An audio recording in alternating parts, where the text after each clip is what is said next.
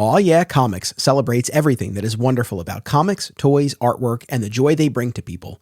Visit them in person at one of their 3 locations, Harrison, New York, Muncie, Indiana, or Skokie, Illinois, home to our pal, Sweet Sweet Bernie. If you have children and have been looking for a family-friendly store, look no further. Join Aw Yeah for exciting events, including creator signings, how-tos, and more. Visit awyeahcomics.com and follow them on social media. Their name says exactly how they feel about it. Say it with me now. Aw yeah. Fat Moose Comics, established in 1982, is New Jersey's best and oldest comic book store. Led by current owner Sean Hendricks, Moose has that rare, old-school comic shop feel and camaraderie, yet also remains a welcoming space for new fans. If you're looking for something and they don't have it, they can probably get it for you. They know a guy. Visit Fat Moose in Whippany the next time you are in the Garden State, and be sure to reach out via the Fat Moose Comics Facebook page. One of the most pivotal entries in the supercanon and my early fandom is the 90s television series Lois and Clark, The New Adventures of Superman, starring Terry Hatcher and Dean Cain, which brought the post-crisis comics to screen, elevated Lois, and pushed the characters forward into new romantic territory.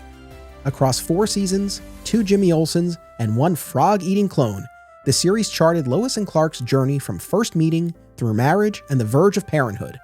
Now, it's time to re-examine the series, its well-developed supporting cast, one of the best Lex Luthors of all time, and of course, the romance.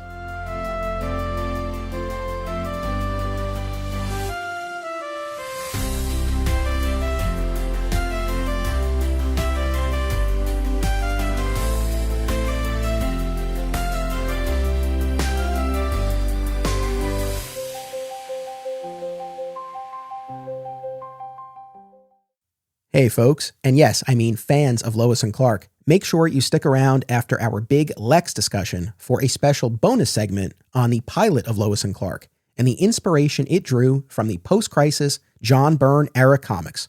Enjoy the episode.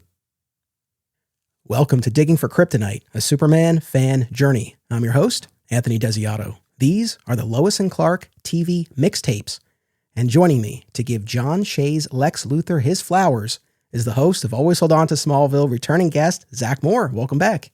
Believe it. How little you understood me. How little anyone ever did. Yeah. Here we are, man. It's funny, for all of the podcasting that you and I have done together, I don't think this is something we've talked about, at least not on mic. So generally speaking, where does Lois and Clark, The New Adventures of Superman, fall in your Superman fandom? That's right. I'm honored to be here on a non-Smallville episode, so thank you, Anthony. Usually I talk to our mutual friend Matt Truex about Lois and Clark, the new podcast of Superman. I equate him with the show so closely now. I interchange the title of the show with his podcast. But anyway, you'll hear him on this journey as well you're taking. But yes, Lois and Clark is a show that I remember being on the air when I was a kid. For whatever reason, I didn't tune into it every week. I just knew it existed, and I turned it on sometimes in the background, sometimes not in the background. We were a big Star Trek family, so that was kind of our main TV focus as far as prime time went, that sort of thing. But I was watching the DCAU and watching Batman movies on VHS and Superman movies on VHS, but for whatever reason, Lois and Clark never really spoke to me as a kid. But I guess that's one of the questions of what is Lois and Clark? Who is the audience? And I think that's an interesting question that's posed as well, because it is a romantic comedy in a way. It's also it's kind of aimed at a younger audience sometimes, but it also has a lot of maturity to it, a lot of innuendos, a lot of relationship stuff, pros and cons of all across the board. It's a strange show to peg down. What is this show? Who is the audience? Smallville, I can tell you who the audience is exactly, but Lois and Clark, not so much. But it was a big deal in the 90s, right? ABC, I mean, one of the big networks, people, and it was everywhere, right? And it was kind of a blind spot for me for a long time in my fandom. But then, I had other friends in Superman fandom and outside of it that remember the show and spoke highly of the show. And in 2006, the year of Superman, when Superman Returns came out and all of these old Superman shows got put on DVD, right? I got Lois and Clark on DVD, the first season. And I watched it and I was like, this is a great show. Like I really enjoyed it. Lived up to the hype that it had been told to me by fellow Superman fans. And also those same fans were like, hey, this is the best season. And I would agree. My personal favorite season is Lois and Clark season 1. And a large factor of that is Lex Luthor, is John Shea's Lex Luthor. So I do enjoy the show overall. I think it's not the forgotten Superman show. Superboy is the forgotten Superman show. And I think a lot more people remember Lois and Clark than maybe us in the fandom even give credit for. Because you talk to the average person, they're, oh yeah, Lois and Clark, that show in the 90s, right? Terry Hatcher, the cape, and her and the image of her wrapped in the cape, like the most downloaded image in the history of the internet at the time. People remember this was mainstream. You know, maybe to people like us who read and watch every last new thing that comes out, it kind of maybe fades quicker in the memory. But as far as pop culture goes, this left its mark and still leaves its mark. And I think there's a lot to like about this show. And diminishing returns as each season goes for me. But, you know, I really do love season 1 and I really love Lex Luthor. All fair. Now, people have been hearing this already in this event, so I'll keep it quick. Generally, I do agree with your overall assessment. I think season 1 represents the strongest, best version of the show, but I really did enjoy my rewatch throughout, and I think there's a case to be made for those later seasons, including, maybe even especially, that final season, which is one that I feel people tend not to have the fondest feeling towards. But I agree wholeheartedly. My parents watched this show. If you were to ask them about Superman, and my mom in particular, like almost certainly this is what she would gravitate towards. So in terms of its impact, especially beyond this more insular fandom, yeah, I think there's still a lot of appreciation and awareness of this. I do like season 2 a lot as well. I think it's a really strong season, but it's a different vibe. You know, more than anything else, even more than like plots and all this, the vibe of season 1 is the one I like the best. So that's the one I would gravitate towards. Now, there are individual episodes that I've gone back and watched of the later seasons, especially season 2. But on the whole, season 1, I think that's the best way to put it. It's the best version of what this show could be, or at least the one that appeals to me the most. Gotcha. Now, you have talked about and posted your live action Lex Luthor ranking. So I know where you land. And I'm going to take this opportunity officially here on the record during this episode to say that I'm joining you in the sun, like yourself. And I think there are many fans who subscribe to this as well. We look at Michael Rosenbaum from Smallville as our top tier, number 1 Lex Luthor depiction in other media. But my number 2, John Shea. Welcome. Yeah. Welcome to the club. Right? I mean, but this is something, I take it this has evolved for you, right? Especially since you came to the show a bit later. Like, have you had this experience of the Shea depiction rising over the years for you? No, I honestly, when I first saw it, I was like, this nailed it. Okay. Like, thank you. Like when I saw it, I guess when I revisited the show, officially watching it with intent in college on the DVDs, I remember Lex Luthor being on the show when I was a kid. But that's all. Like, that's my, oh yeah, he was on the show when he had hair. That was my memory of it, right? But I also remember he was like a businessman and that sort of thing. And look, right, if you're looking for a post-crisis Lex Luthor, this is where you go. I mean, amazing translation. And obviously, we're going to talk about all the aspects of it here, right?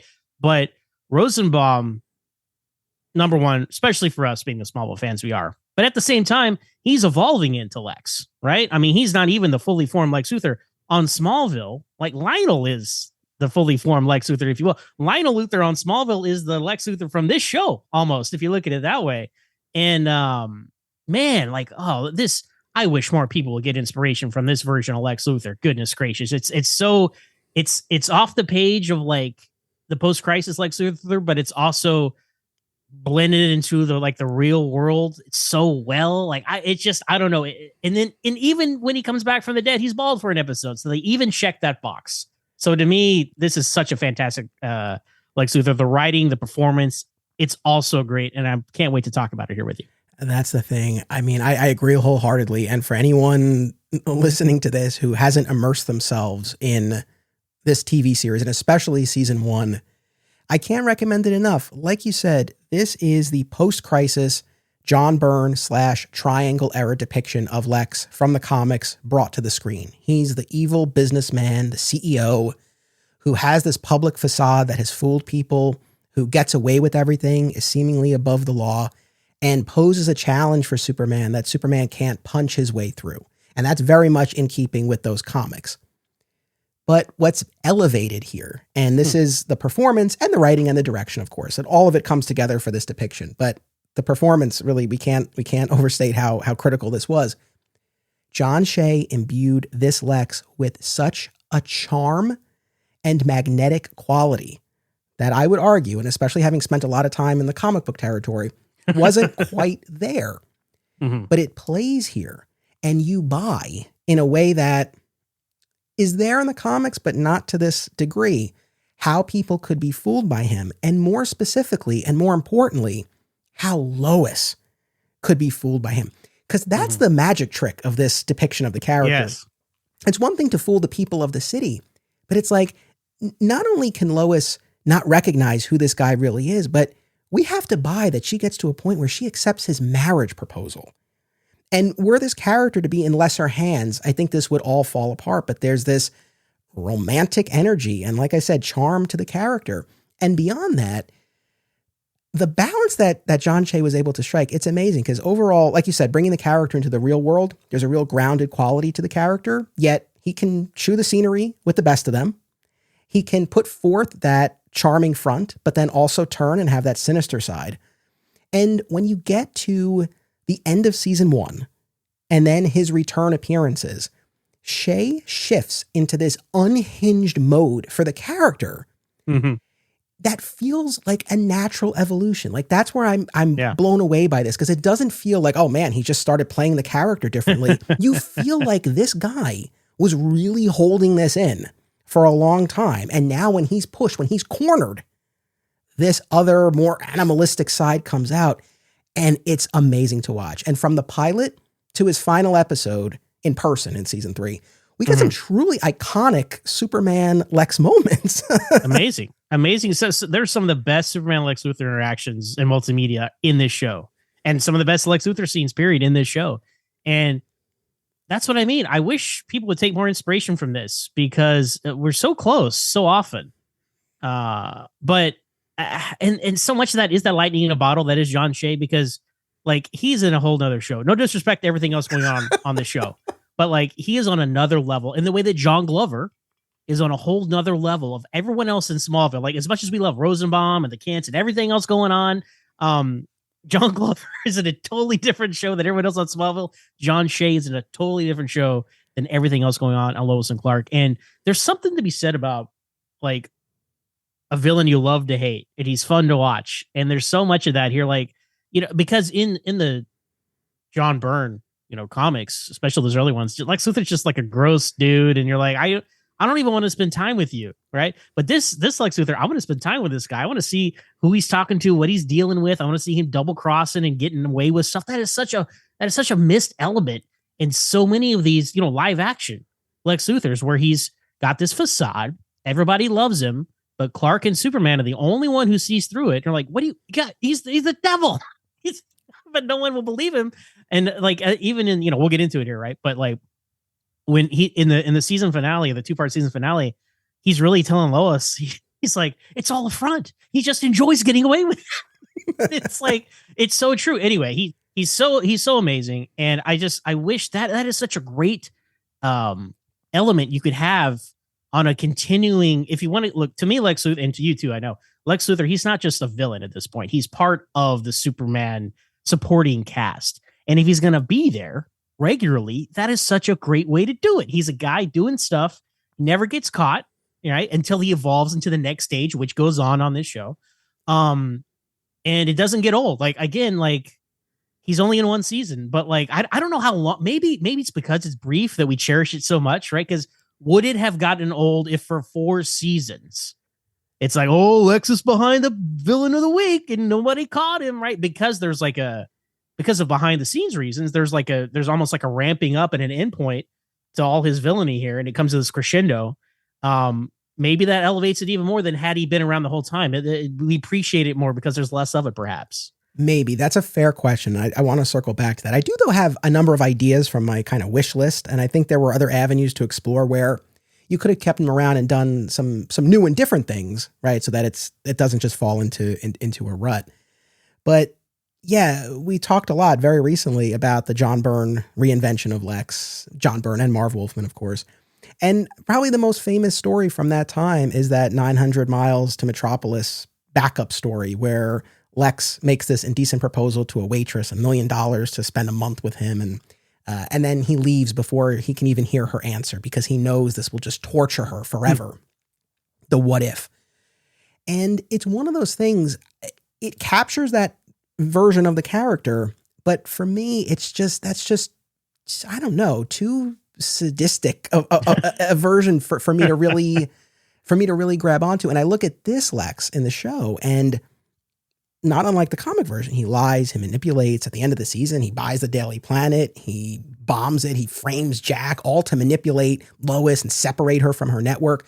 So he's plenty manipulative, but he still doesn't veer into that territory that kind of rubbed me the wrong way. So for me, this kind of strikes the perfect balance. And when we talk about the likability factor here, this is such a small moment, but it encapsulates so much to me. There's an episode in season 1 where Lex, in one of his various hobbies that we see him engaging in, like fencing and the bonsai trees and all of that, he's shooting clay pigeons off the roof of his building. And Lois and Clark are there investigating, and basically they ask him about the lack of a safety mechanism. Like, what if he misses? And he's like, well, I don't miss. And then at the end of the episode, when it's just him and Nigel, he misses. And there's this great, like, genuinely funny moment where Lex is like, better call. And then Nigel finishes like, the lawyers. Like, like darkly funny, but with moments like that, so good. Yeah. And the people he has to play off too really help. Like I would like to evolve past, and I love Superman the movie. That's my gold standard, right? I would like to evolve past Otis and Miss Sussmacher and give us more Nigels. Okay. Yeah. I want to talk more about his various accomplices, but we've already been hitting at a really big picture idea here. And of course it always relates back to Smallville for us, but John Shea's time on the show. So as we've been talking about, he was a series regular in season 1, appearing in 16 out of the 21 episodes. Which, if I might add, I rewatched season 1 for this, and I was like, Lex is in a lot more episodes than I thought. I kind of, in my mind, I was like, I thought he had like a 13 episode, contract that so many like second tier main characters had on Smallville. But no, this guy was in almost every episode. Yeah, he was definitely a regular presence, culminating in that season finale when he plunges to his death. And then he returns for the season 2 episode Phoenix, where Lex is resurrected, and he's bald this time around, like you were mentioning before. And then he comes back for 2 episodes in season 3, Double Jeopardy and Seconds. And of course, these 2 episodes fall within that notorious, infamous 5-episode arc where we had Lois replaced by a frog-eating clone. And then she gets bonked on the head and she thinks she's Wanda Detroit, this character from a novel she's been writing. Then she loses her memory altogether, and then she becomes infatuated with her psychiatrist. I'm on the record. I actually think the first 3 parts of that, primarily including the John Shea episodes, are actually a lot of fun. It's those last 2 parts where it really goes off the rails. But he comes not back. How you start, it's how you finish. Yeah, exactly. But he comes back for those 2, and then he does a vocal cameo in Shadow of a Doubt from season 4, which is the midpoint of the 3-part Lex Files arc that introduced Lex Luthor Jr. I love that arc, by the way. I'm a big fan. It struck me as a kid, and it remains a kind of a personal favorite of mine. You can hear the season 4 love coming out, listeners from Anthony. I think that's my hot take for this run of episodes. Okay. Season 4, better than we remember. It was certainly better than I remembered. But it's one of those things. Obviously, as we're rewatching this and thinking and talking about it, we can't help but think of Smallville, where different scenario. There you had Michael Rosenbaum as a series regular for 7 seasons. This wasn't a 1 season and out sort of thing. But there too, you had Lex, a central, substantial character of the show, depart. And on the Smallville front, Rosenbaum only returned for the finale of the entire show, and just barely. For 1 day of work. Yeah, they got as much as they could out of him. But it's one of those things where I look at the Lois and Clark version of this, like what happens when Lex leaves, but the actor is willing to come back once or twice a season. Different ball game. Lend his voice, which Rosenbaum absolutely could have done. in season 8. Voice actor Michael Rosenbaum could have lent his voice to Darth Lex in season 8, refused to. So they blew him up. Yeah. But now here's my question, and this relates back to what you were saying a few minutes ago. So on the Smallville front, I know you're a big fan of the Zod-centric season 9. I think it was a strong season as well. Arguably, if Rosenbaum had stuck around and was there for season 9, I don't think we would have gotten that version of season 9, certainly not with Zod as prominent as he was. So it's the sort of thing, again, I think there's an argument with Smallville. His departure, as difficult as it was, did open up new avenues. On the Lois and Clark front, I guess, how do you evaluate the way in which the show progressed without him and the vacuum that his absence created? Well, it is very similar in a more condensed version, obviously, on Lois and Clark. But, he dies, and then half of the next season is, he's out there, so he's coming back. He's got, we see this mannequin in that's an image that always stuck with me as a kid, like this mannequin in this glass case. And Dude, creepy. Same. I was you beat me to it. Yeah, that image, that I don't know what it was about that. It's just unsettling. I don't know. But they were like, they teased it. They're like, there he is, right? I mean, in Smallville, very similar, season 8. They're like, oh, there he is. He's coming back. Like, he's watching Tess. Here he is watching the wedding footage. You see the back of his head, and you're like, back oh my God. God. He's bald, right? Mid-season finale, last shot, they tease him. It's so funny because they tease Lex so much more on Smallville and then don't deliver. On Lois and Clark, it's like, okay, a little episode here, episode there. They talk about him a lot because of just the aftermath of his death, like his ex-wives and his businesses being taken over. Like, I like the aftermath of that. But then Lois and Clark delivers. You get Lex Luthor back, right? And then you get him back again multiple times. And it's like, wow. Like, so I think Smallville actually benefited from the soft reboot of season 8 because it would have gotten tired. Like, what are you going to do with Lex anymore after that? Lois and Clark suffered more, but then delivered more on the return, if that makes sense. That's how I fall on it. Like, the show itself suffered more, but it did the return better. But really, as you said, again, that hinges on the actor coming back, which we didn't get on our show until the 11th hour. Yeah, I mean, it really... I mean, I remember the story breaking that said Rosenbaum not returning, and I was gutted. That was a seminal moment. Every Smallville fan's memory. No, but I agree. I think Lois and Clark, to their credit, they did a really good job of keeping Luthor a presence in all of those ways that you talked about, and they were able to deliver because he came back, so it built to something. But I feel like they were still able to make him a presence. I guess. We have an episode coming up. I'm going to be joined by the All-Star guys, and we're going to talk about all of the non-Lex villains of the show, and we're going to draft our Superman Revenge Squad. Oh, that should be fun. And it should be a lot of fun. Looking at the villains we got on the show, aside from Lex, and this is, I guess, a preview of that episode, but it's relevant here. I mean, I feel like, yes, there are some adaptations of Superman villains. We get Prankster, Toyman again, Mxyzptlk, Metallo. I don't know that the adaptations are the strongest of all time, but that's one category. We get some wholly original ones like Tempest, an absolute standout. Lord Nor, although he's basically Zod, but I'm a fan of. I am season 4. There it is, season 4. Anthony coming out. Yeah, there it is. But I am a fan of Lord Nor. But other than those categories, the majority of villains we get for the remainder of the series, they're evil businessmen / rogue scientists. And it's the sort of thing I can't help but feel, some of them are more compelling than others just based on motivation or casting. But for the most part, I can't say many, if any, really grabbed me. And I can't help but wonder how those episodes would have played if it had been Lex, or even if it were those villains, but they were tied to Lex, which is what we see in many of these season 1 episodes. I just feel like it would have added some weight. That elevates so many of these, guys with flamethrowers, whatever. Oh, but the Lex, there's a plan for Lex to burn down the town to gentrify it for his, that sells all that silly stuff, right? And that's a great point, because Smallville was able to evolve, as you said. We wouldn't have gotten Zod for sure.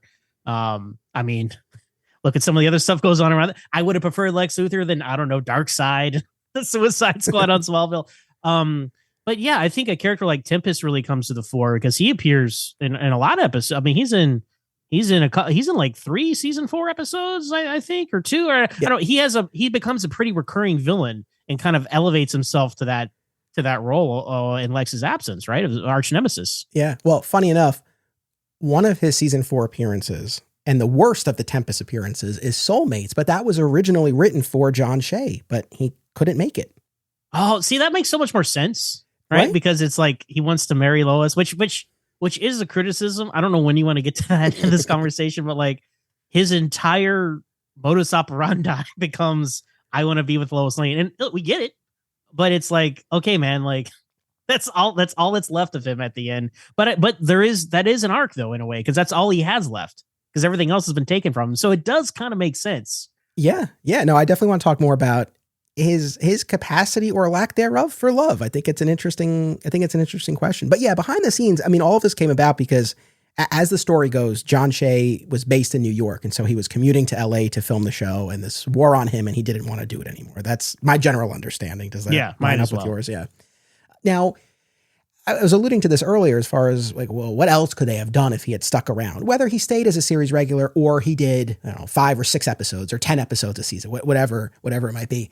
I'll toss the ball to you in a second if there's anything you have in your head. I guess for me, unsurprisingly, like I go back to the comics and I look at the things that they were able to do with Lex during the Triangle era. There's all this business. It turns out that he had fathered Perry and Alice White's son. He was the biological father. I don't know that we needed to see poor Lane Smith cuckolded by John Shea's Lex, but it's like, that could have been something. Of course, we get to the point in the comics, he marries the Contessa and they have Lena Luthor. So you thrust him into the role of father. I mean, that would have been fascinating to see. This wouldn't happen until later in the comics, but the President Lex storyline, it's like, you wonder what something like that, or even if it had been Mayor in the realm of Smallville. In this show, it would have been that. But yes, even so.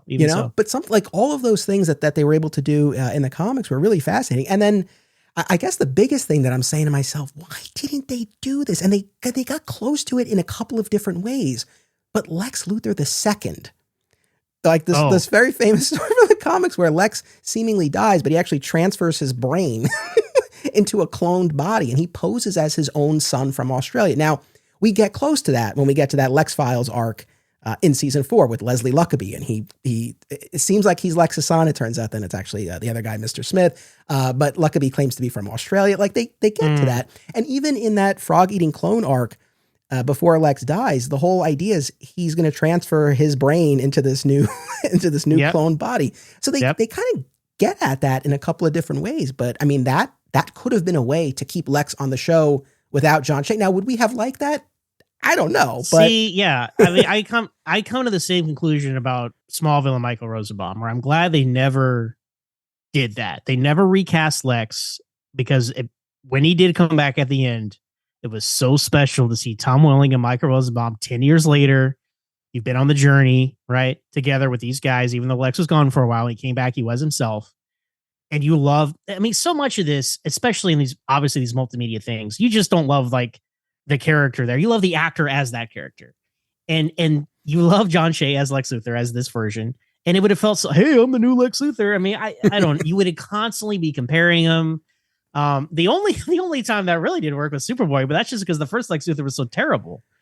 And Scott Wells and Sherman Howard is actually a really good Lex Luthor. I mean, so that's really the only time something like that was really successful. But I'm glad they didn't do it either, because had they done that, you can't get John Shea back for the 3.5 episodes that he comes back for, if you count his voice. So I'm glad they didn't do that. You're so right though about like him, like in prison or behind closed doors doing stuff. Like you could have the trial of Lex Luthor or something. It's so funny. You look at shows where they go to really far, interesting places with the story, but they still have the cast members around, and they kind of wedge them in. And it's like, how are they're played out? Why are they still here? So honestly, it's better to like, hey, you know what? Burn twice as bright and twice as fast. You're going out in a blaze of glory. You're gone. If we can find a way to sprinkle it back in later, we can. But it just felt really lame to just kind of wedge him in the way so many other. You look at the Arrowverse shows, for example, some of these characters that like outlive their shelf life. You know, it really is. It comes to this crescendo, as I said, with him dying, killing himself at the end. It's a powerful thing. And I definitely would have preferred that than something else. The only other thing I can really think of, and this would have been like, I don't know, 1 or 2 episodes a season, is like if they have to go consult him, like his Hannibal Lecter in prison. And they could have done that. That's a real missed opportunity. I think it's because he was in prison from middle of season 2 to the middle of season 3. They absolutely could have done that. And to your point about, clones and stuff, like it would have been, I almost wish I do wonder if that was part of their plan with the season 4 arc. Like his mutant son was like, was that really going to be him or something? But maybe another scheduling thing. I don't know. But that's how I would have liked to see it. I wouldn't have wanted to continue on. I think that's unsustainable after like another season, but like Lex in prison, pulling the strings, which we get a little bit of until he breaks out. And he's always he's always makeup and disguises, Dude, loves ripping makeup off his face. I'm dying to talk about this with you because that was one of the things I didn't really remember from the show, but in rewatching specifically those return appearances after season 1, he's a master of disguise. It's not something I typically associate with Lex, but I'm like, this is kind of interesting. He makes himself up as this old man on the street. Are you that reporter, the very Lex Luthor? Like he has some weird Southern thing going on, and then he's like Clayface level disguise, where he is the priest that marries Lois and Clark, or the deacon, or whoever. He works at that church, and then they do this awesome mirror trick where he rips the makeup off, and you see the reflection. Like, I don't know, man. But see, if he's a criminal on the run, that makes a lot of sense. Maybe we do have another. That's exactly what it is. Maybe he is somebody else for like 4 episodes as another actor, and then he rips his face off, and it's been John Shea the whole time. That's the way back in. That's the way to do it. Honestly. No, because you're right. When you see him in disguise in season 2, when he's in the wheelchair, he's the old man and all of that. Like it's John Shea in makeup and prosthetics, and you see him take it off. But yes, when we get to that season 3 bit, like it's a different actor, and then you see him, transitioning. Something like that would have been interesting. I guess that kind of ties in with my last little wish list item. And I don't mean to keep circling back to season 4, but that Lex Files arc with Lex Luthor Jr., I really think they could have slow played that over maybe not the entire season, but half a season, because it's only 3 episodes, and it's like pretty quickly you get the sense like, oh, something's up with Leslie Luckabee. He's a little too interested in Lois and Clark. And then everything, unfolds from there. But that could have been the thing where, if you let that play out even longer, and he seems truly on the up and up from the start, I feel like we could have had maybe some more impactful reveals with that as we went along. So but I really like your idea about, it's the original Lex. He's in disguise for multiple episodes. And then, that would have been great. Yeah. Well, could have been. And I know in the Lois and Clark fan circles that there always is this talk of like, what would they have done in season 5? And everybody, I know for a fact on these wish lists, Tempest Lex team up. Right, Tempest, time traveler. They pluck him from earlier, maybe, and then he gets resurrected sort of that way. Don't worry about the butterfly effect of that. Don't even think about it. But like, that's a fun way. That's a slam dunk idea for this show got a season 5 to have them back, because John Shea clearly was happy to come back, right? Yeah, absolutely. Now, I had sent this to you ahead of time because you mentioned you rewatched the entire first season. Just so the audience knows, I didn't make Zach do this. He took it upon himself. And before I knew you were going to do that, I sent a little bit of a cheat sheet as I made my way through season 1. And I feel like there are a couple of main categories of episodes, including Lex. There are the ones in which he's pulling the strings behind the scenes, like Requiem for a Superhero with the cybernetic boxers, I've Got a Crush on You, with all of business with arson and down by the docks and the toasters, those weapons, Smart Kids with the IQ serum, Pheromone My Lovely with the love potion, like multiple episodes where he's up to shady dealings, but it's more in the background. And then we have episodes where there's more direct scheming or more of a face-to-face confrontation with Superman, like Never Ending Battle, where he's testing Superman's powers, Man of Steel bars, where he manipulates the weather to make it seem like Superman's powers are causing this massive heat wave. Foundling, the most Smallville of episodes, where he gets his hands on a Kryptonian orb. We felt right at home with that, didn't we? The orb. Amazing. That Man, where he clones Superman, essentially a take on Bizarro.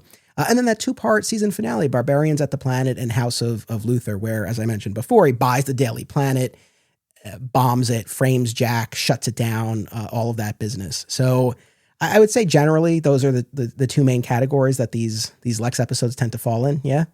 Yeah. Yeah. And I think it's a good balance of both, right? Because you want, if Superman had like irrefutable proof he was doing this stuff, he would, let the games begin. He would lock him up, right?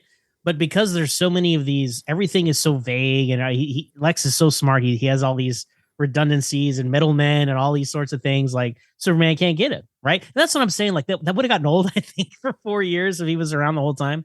But there's a good balance of that, of some confrontations between Lex and Superman, where Superman knows Lex is up to no good. But a lot of times, all this stuff will go down, and Lex either like comes in when it's over or jumps out right before Superman shows up. So like he just doesn't know. And that's what's so fun about having this continuing character. Like, and that's why the post-crisis Lex is so great. Like you guys have talked about it, you and various guests, like the problem with the pre-crisis Lex in the comic books. It's like, well, Lex Luthor broke out of prison, and it's every story has to start that way.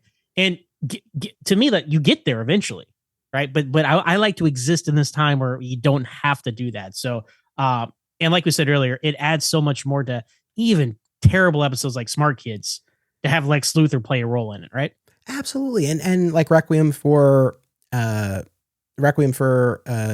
with the cybernetic boxers, where exactly to your point, he's pulling these strings, but he steps in at the critical moment and he shoots and kills his accomplice and quote unquote saves Lois. So something like that goes such a long way, because you say, okay, it's further helping to explain like why Lois might be fooled by something like this. And you also said, let the games begin. So at the end of the pilot, such a great iconic moment. The scene of Superman outside Lex's window is something that we have seen play out a ton of times. It's in Superman for All Seasons, Superman the Animated Series, and Secret Origin, and probably more instances that aren't coming to mind right this second. But I don't know, man, pound for pound, this one I think is the best, because you get such a great callback to earlier in the episode when Lex is explaining to Clark why he likes having the tallest building in the city, because everyone has to look up. And at the end of the episode, and I'll let you do the honors, what does Superman say to Lex? Oh, and if you need to find me, look up. And he takes off, and Lex has to look up, and you know from that instance, like he's fixated on this guy and he must destroy him. Yeah, it's so good. And that kind of feeds into one of the other big picture things I wanted to talk about with you. And perfect that you're here, because we've spoken on this podcast relatively recently about the Nicholas Hoult depiction of Lex Luthor in the movie, and argument to be made that maybe there's some more depth and nuance that can be added to the character. What's interesting to me about the John Shea version is that I think ultimately, if we're summing up why there is this animosity towards Superman, I mean, Lex is top dog in Metropolis. He craves power. And here comes along someone who is as powerful in a different way, who can't be bought, and gets in Lex's way. There's no past between them. There's no philosophical monologue about Superman posing an existential threat to humanity's progress. Like, that's not baked into this. It's more, and I don't say this in a negative way, but it is a more kind of basic, fundamental Superman's in my way sort of thing, but it works. Yeah, absolutely. Now, these are my two favorite paths of Lex Luthor arch nemesis to Superman. One, Smallville, best friends become arch nemesis. What an epic story that is, right? How many, epic stories of history and fiction are that? Best friends become worst enemies, right? That writes itself. It's epic.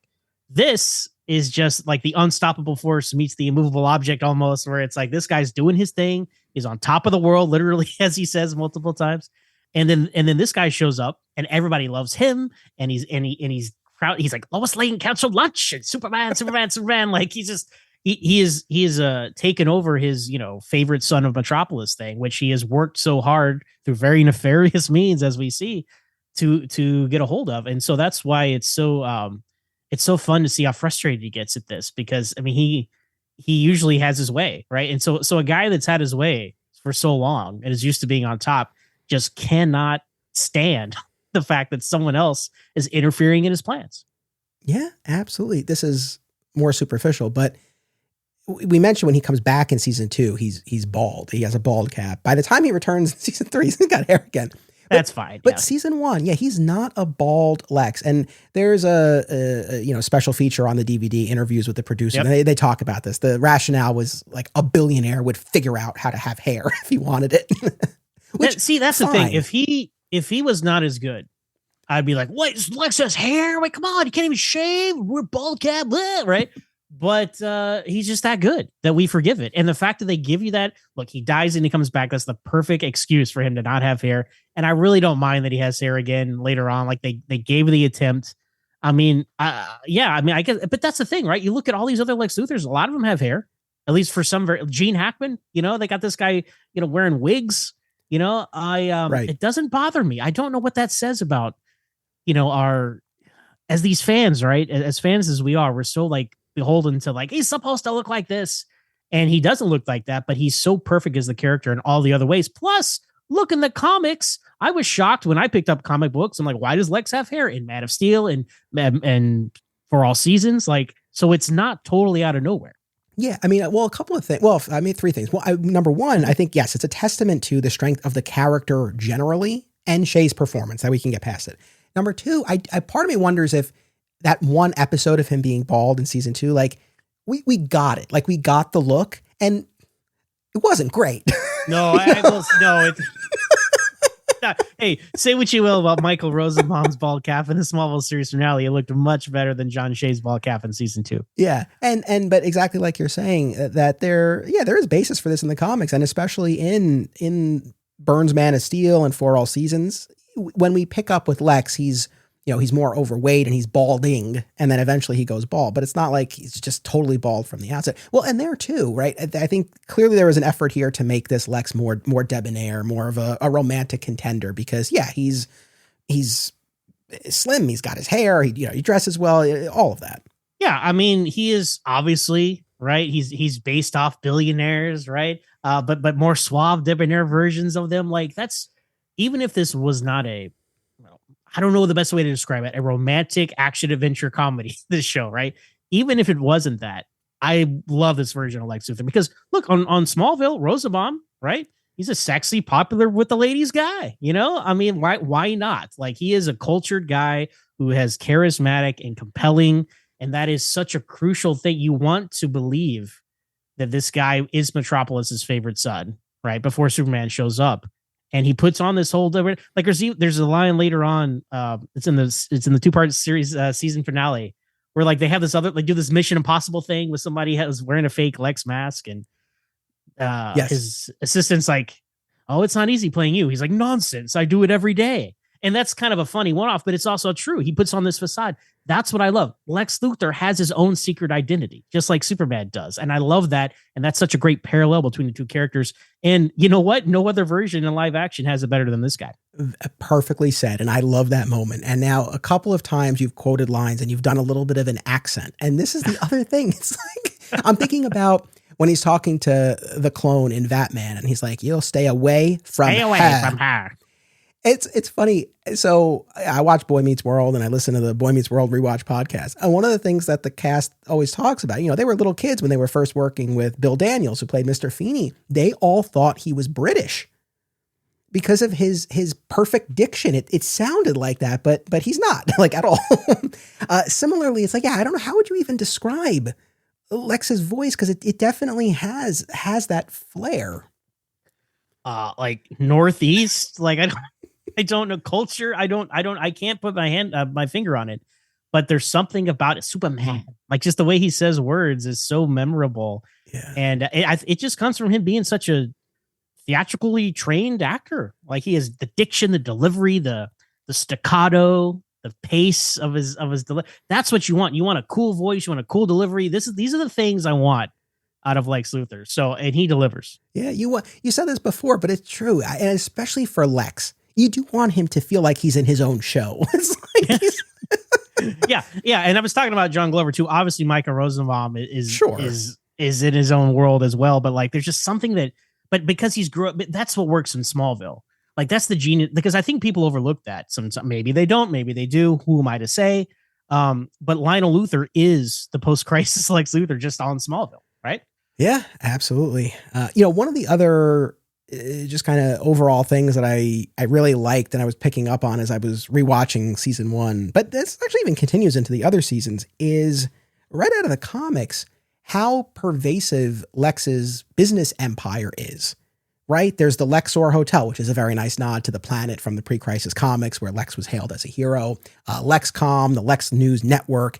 And it's one of those things, like sometimes it's a little bit more in your face than others, but I feel like more often than not, it's just sort of, it's on the screen, it's in the background, they're saying it, they're not making a big show of it per se, but you really do get the sense as you're watching. It's like, oh yeah, like this guy's got his hands in everything. Then when we get deeper into the series, I think it is that Lex Files arc where you have, it obviously turns out to be the son who's reacquiring the empire. Then they're more explicit about kind of what makes up all of the different components of LexCorp. But nevertheless, in that first season especially, I really liked that. It was a nice way to, to kind of just give you that wider context without beating you over the head with it. Yeah, and then there's something about, like, there's lines where he talks about he's the third richest man in the world currently. And by currently, I mean temporarily. Like, it's just, there's so many shades of this character that they're able to capture. And yes, he doesn't get in a battle suit and fight Superman at the end. But to me, that's, we've talked about this before recently, actually, on this podcast. That's like late stage, last stage Lex Luthor. Like, anybody can do that. Like, that's what Metallo is for, and Bizarro and Zod and all that.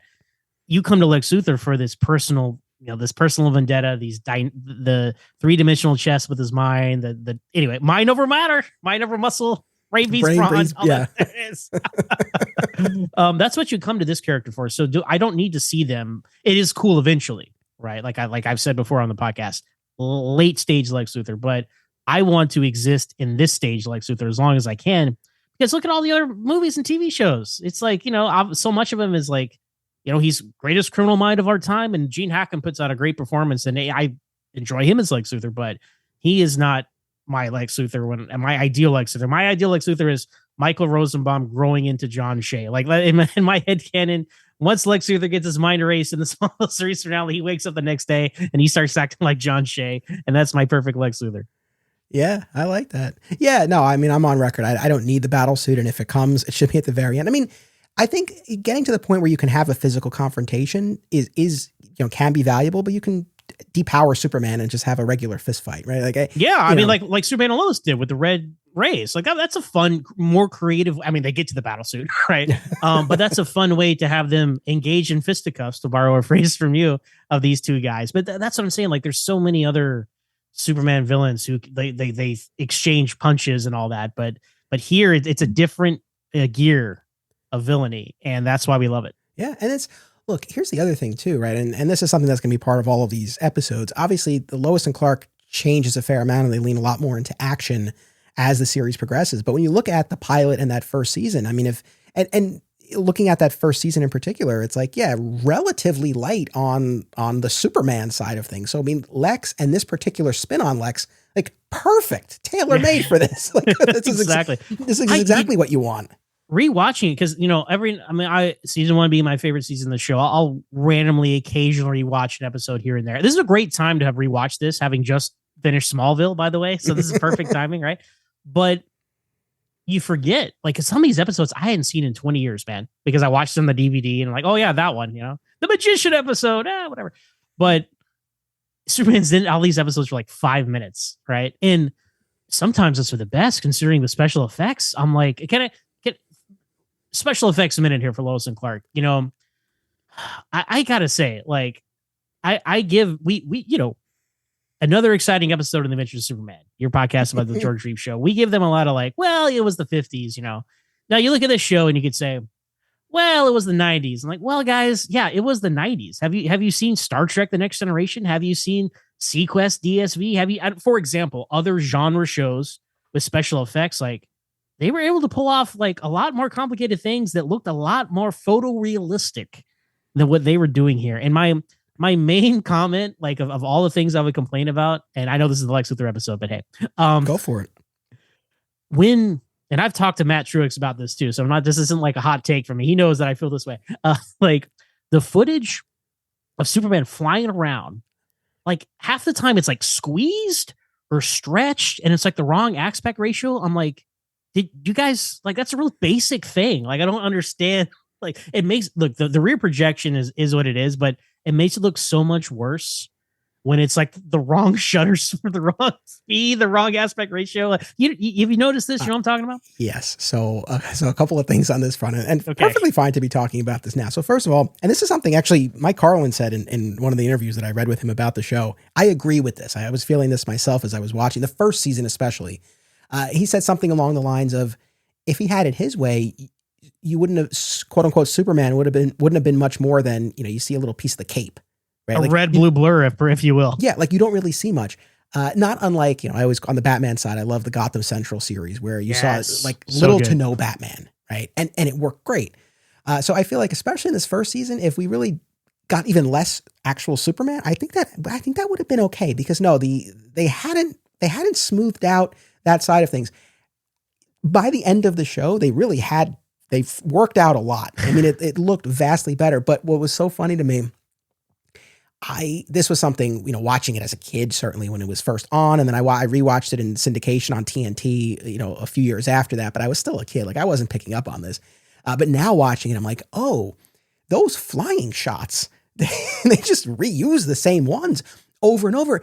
But what's wild to me, the Faster Than a Speeding Vixen episode from season 4, like one of the final episodes of the show, they still threw in one of those shots from season 1, and it's from season 1 because of the collars on the cape. Oh, no, the worst cape, the one with the cape where it goes down to his chest. Yeah, oh my God, that's you guys horrible. Are still using that? Like, the show's almost over. You guys got to retire that one. That's what I'm saying. Like, the George Reeves show did it so much better than the Lois and Clark show did relatively to the technology available at the time. You guys are on ABC. Okay, I understand technology went a long way, but like 8 years later on the WB, Smallville is kicking your ass as far as special effects goes. Well, I think with the George Reeves show, they had limitations and they worked well within them, right? Lois and Clark, maybe they shouldn't have had the limitations that they did, but they did, and they still tried. And maybe credit for having the ambition, but I think there's something to be said for that George Reeves show approach, where it's like, they kept it smaller, but they worked within the parameters that they had. And so, it worked in its own way. But circling back to Lex, we were touching on this before, but I want to get your take on Lex's accomplices, his underlings, specifically over that first season. But then we have some returning figures in those subsequent appearances. There's no one central figure. That we sort of have them subbing in and out, I assume based on actor availability. But we have Nigel, very much like his Alfred Pennyworth, right? Yes, I think the evil Alfred, yes. Evil Alfred, I think he's there, maybe to help more on the strategy side of things. We have Asabi, who's, I don't know, spiritual advisor. He's the one who sends the snake in for Lex to he face off becomes against. more and more spiritual advisor.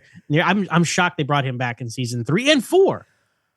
I had totally forgot, because I was looking on IMDb as I was making my way through. I'm like, he's back in the third to last episode for the body swap episode. It's amazing. Unbelievable. But actually, on that note, I might as well just say it here, because I might forget if I don't. So in the frog eating clone arc in season 3, before Lex meets his final end, his plan, like we were saying earlier, is to transfer his mind and Lois's mind into cloned bodies. And Asabi is there. He's the one who's going to facilitate this. And you even see him levitating at one point. Yep. Now, before I got to that season 4 episode with the body swap, I'm watching that season 3 episode and I'm like, do we think Asabi would have actually pulled this off? I feel like they just would have been dead. But then we get to season 4 and it's like, well, I don't know. He actually has the means for this. He has the power. But a precursor to transference. Lois and Clark is the blueprint. Lois and Clark is the blueprint, I guess. Amazing. But so that's Asabi. We have Mrs. Cox, who's muscle, I guess. I feel like she's Is the there a toughest of Mr. them. Cox? He died. Oh, hey, a precursor to Mercy Graves. When she burst out of the limo with a machine gun, she got a little driver hat on. I was like, Lois and Clark is the blueprint. Somebody saw this, and Mercy Graves came out of this, no doubt. Yeah. Very true. Well, because, Mercy, she makes her debut in the animated series, and mentioned the animated series a few minutes ago, because you get that scene of Superman outside Lex's window. I mean, they were taking some cues from Lois and Clark, I have to imagine. And then Gretchen Kelly, the doctor who actually resurrects him. We don't meet her until season 2. quite obsessed with Lex, but she's the one who's carrying around that case that is seared into our brains. That weird looking mannequin, Denise Crosby from Star Trek: The Next Generation, one of my first childhood crushes. Not the best actress though. God bless her. I find her not the best compelling. Like, you're naming off all these sidekicks and accomplices. I'm like, yeah, they all did a great job. And her, I'm like, Fair. Now, do you have a favorite? Also, the zaniness of season 2 plays into that too. Let me say that. Yes. I'll say that. My favorite, Nigel by far. Yeah, Nigel by far, just because he's like, again, he's evil Alfred. He's this cultured guy that they sing and stuff. They do. There's just something, and the fact that he comes back and double crosses Lex and even exists past him.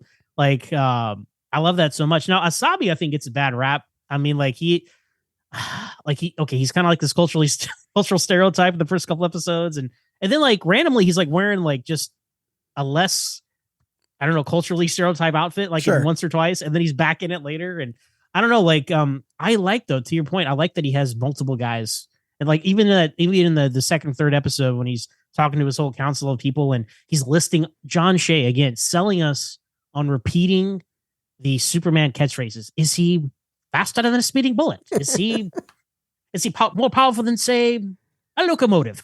Like, absurd dialogue wedged in here, delivered by a master actor. But anyway, I like how he's talking to these different guys and they all have their things. But I got to go with Nigel. Like, Nigel definitely sits above the rest, in my opinion.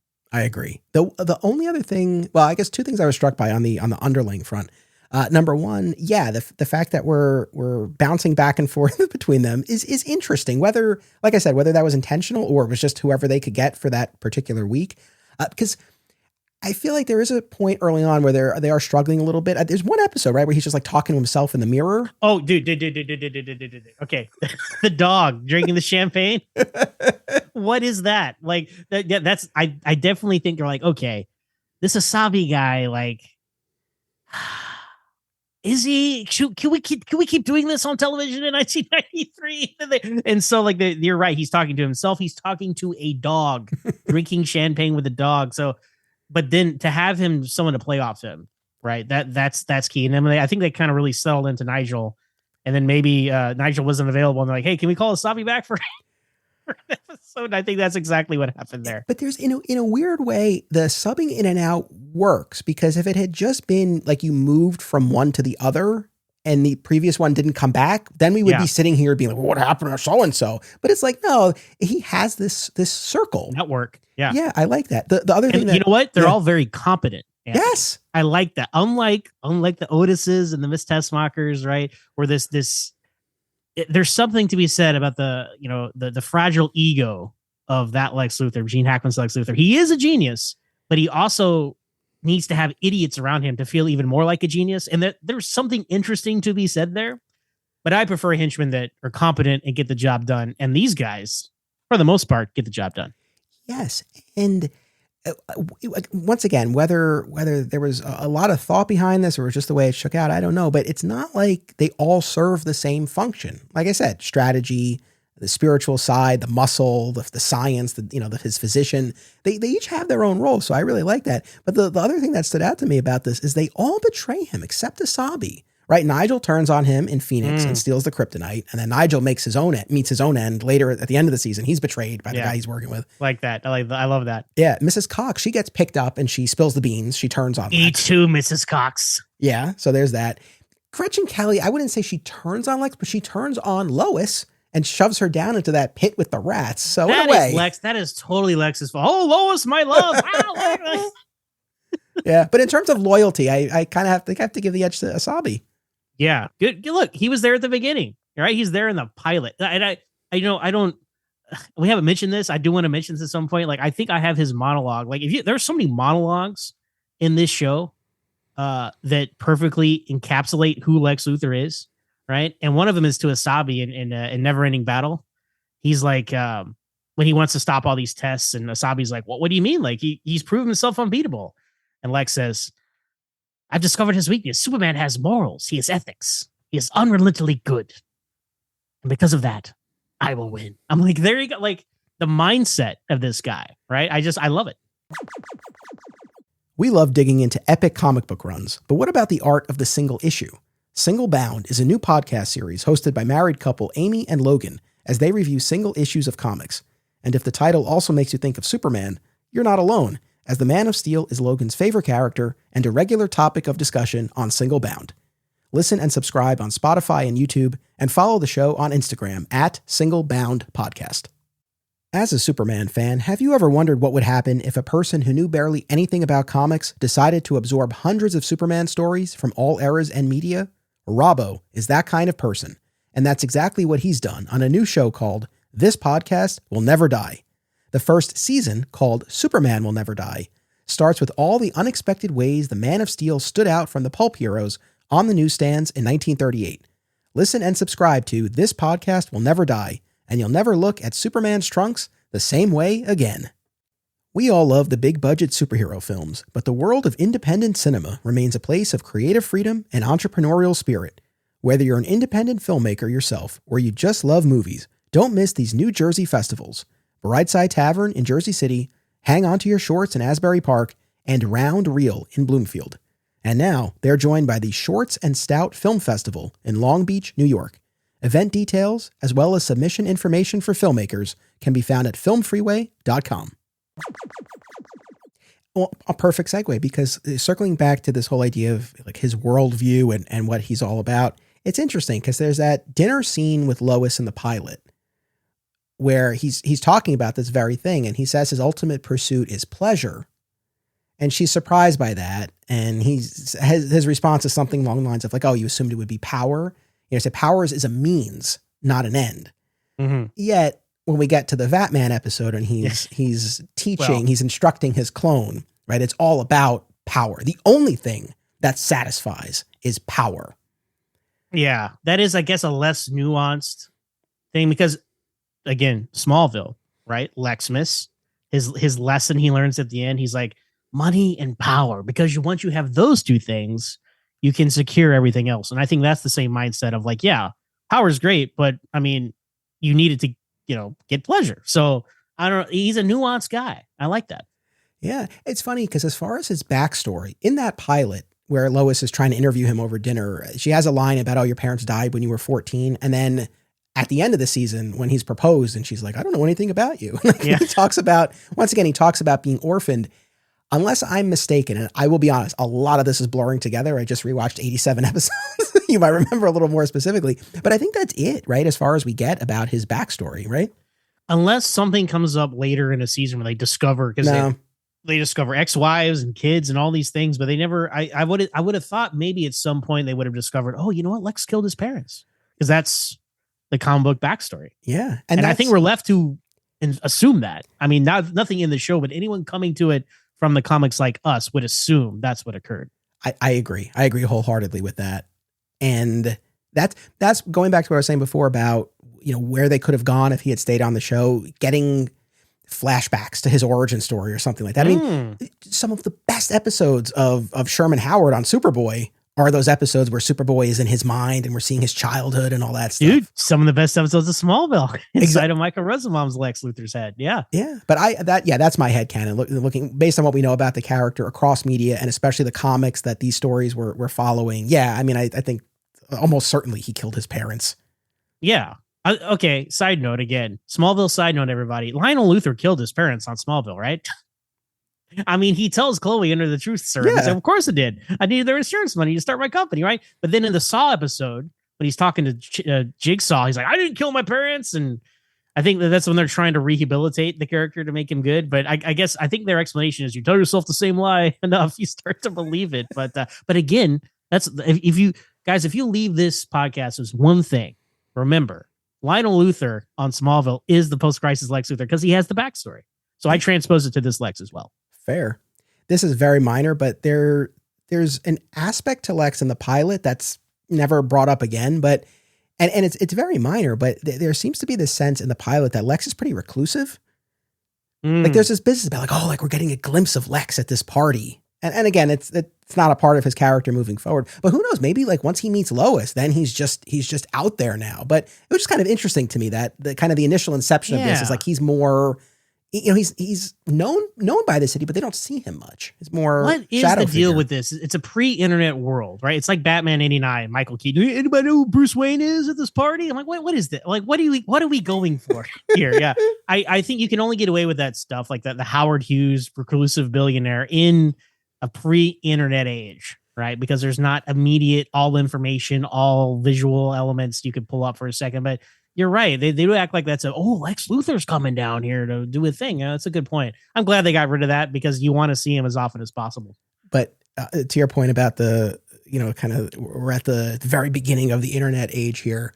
Once again, I'm going to go to season 4, but the sex, lies, and videotape episode where there's the photo of Superman and Lois fooling around. And the guy who's published the photo, he has a line at one point. He's like, it's all over, the evening news. It's even on the internet. Zach, it even made the internet. So, dude, I think it's the episode. Yeah, it's the episode with Lex Luthor's son, or one of them. Superman's like, Jimmy, what can you tell me about the internet? It's like, well, the computers are all connected. Again, Sunday nights on ABC in 1995. This is your audience, okay? Yeah, very, very much so.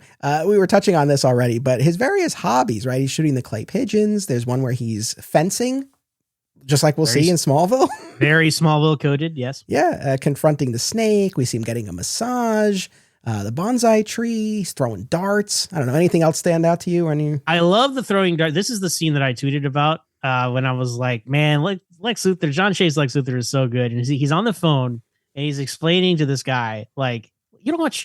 Picture a man who's worth $20 billion. And he's explaining how much money he makes every hour, every minute, right? And he's like, you have problems, you solve them. I don't have problems. And then he gets up and he's been throwing darts and you don't see what he's been throwing darts at. And then it's a standee of Superman. And he pulls the darts out and he says, no problems at all. And to me, that's so insightful to like that he's fixated on this guy because like he would have no problems if not for this guy. And that's why he's so fixated on him. Like even little things like, all these hobbies, like he has to give Superman the key to the city in one of these episodes at the beginning.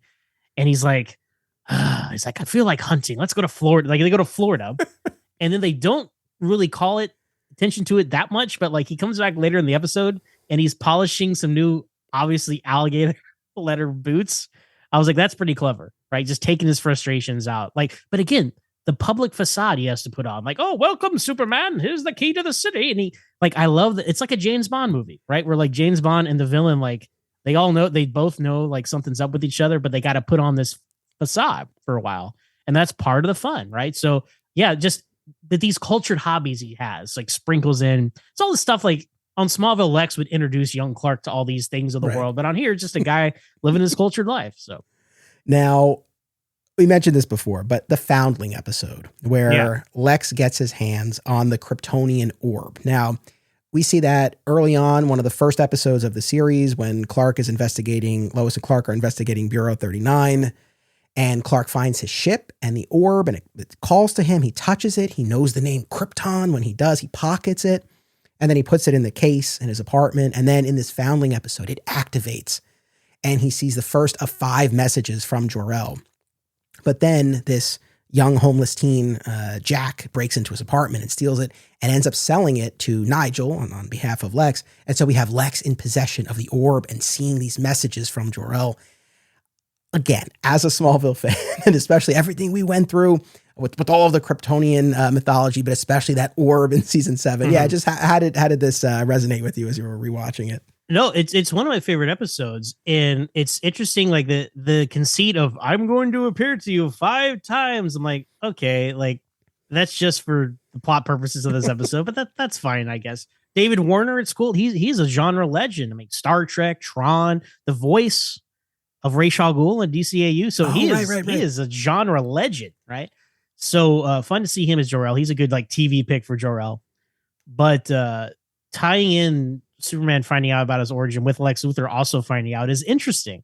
And then at the end, like, Lex even says like, he comes to the realization like, whoa, we assumed Superman arrived as an adult, but no, he came as a child. He was raised by people. And we're going to find out who they are. And then they'll bend to my will. And I'm like, yeah, that's a good jumping off point for him to learn. Like, what did he learn from this? That, right? Yeah. He walks among us. Yeah, that was great. And yeah, we will get to the point in season 3 where he learns the secret identity, which is huge. But yeah, planting the seed for that. Yeah, I loved that whole episode for Clark and for Lex. But yeah, that moment at the end of he walks among us. Also, that room he has of like all the like the artwork that's either stolen or never, the full Mona Lisa. Yeah. I have to say the Vatman episode, obviously another standout. I mean, that's Lex taking such an active role against Superman here with creating this clone. And once again, it's appropriate that you're here because at the beginning, was it this year?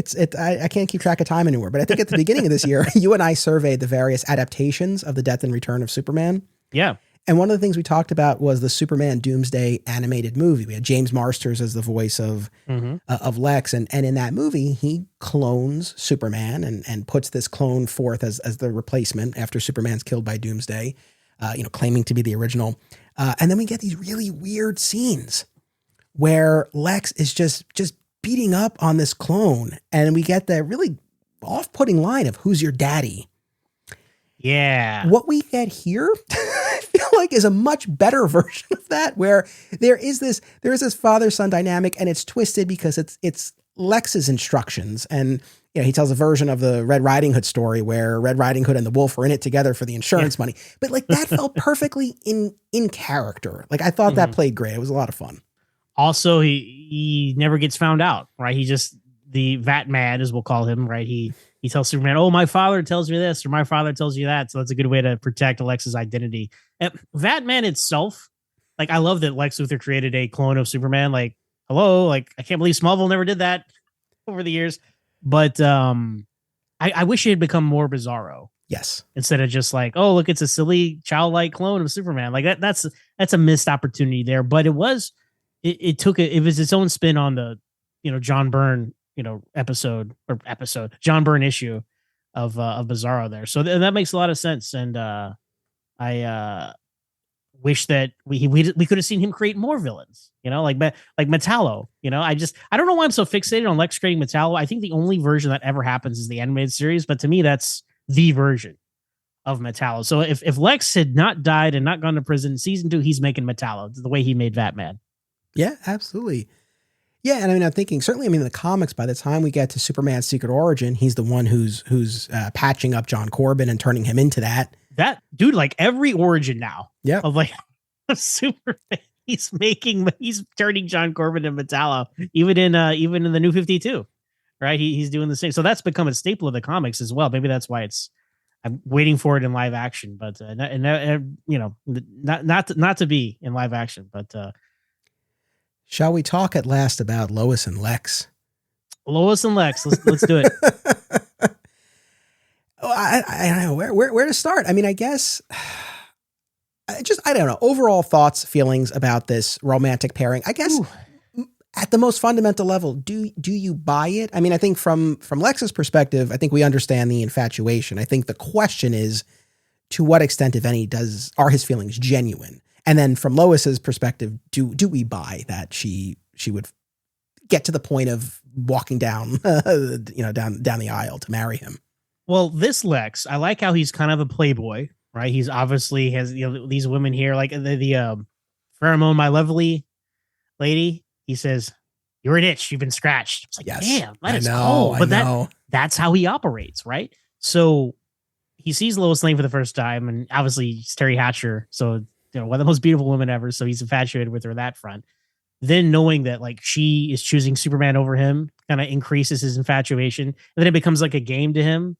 And then but that is the question. Like, I think at the end, like that's all he has left. But did he ever really love her? Was it a power thing? Was it a status thing? Was it like I got one over on Superman thing? I think ultimately that's what it is for him. And then it became more because that's all he had left. But from Lois's point of view, remember, Lois can't tell Superman and Clark apart.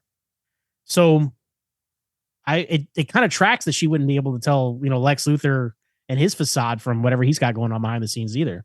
But, as H.G. Wells tells it to Lois in the first Tempest episode, she couldn't tell that Clark and Superman were one and the same because she was blinded by love. Is she blinded by love to some extent for Lex, or her love for Clark/Superman is just blinding her to multiple things? Maybe. And then I think what's really important is Lex proposes to her.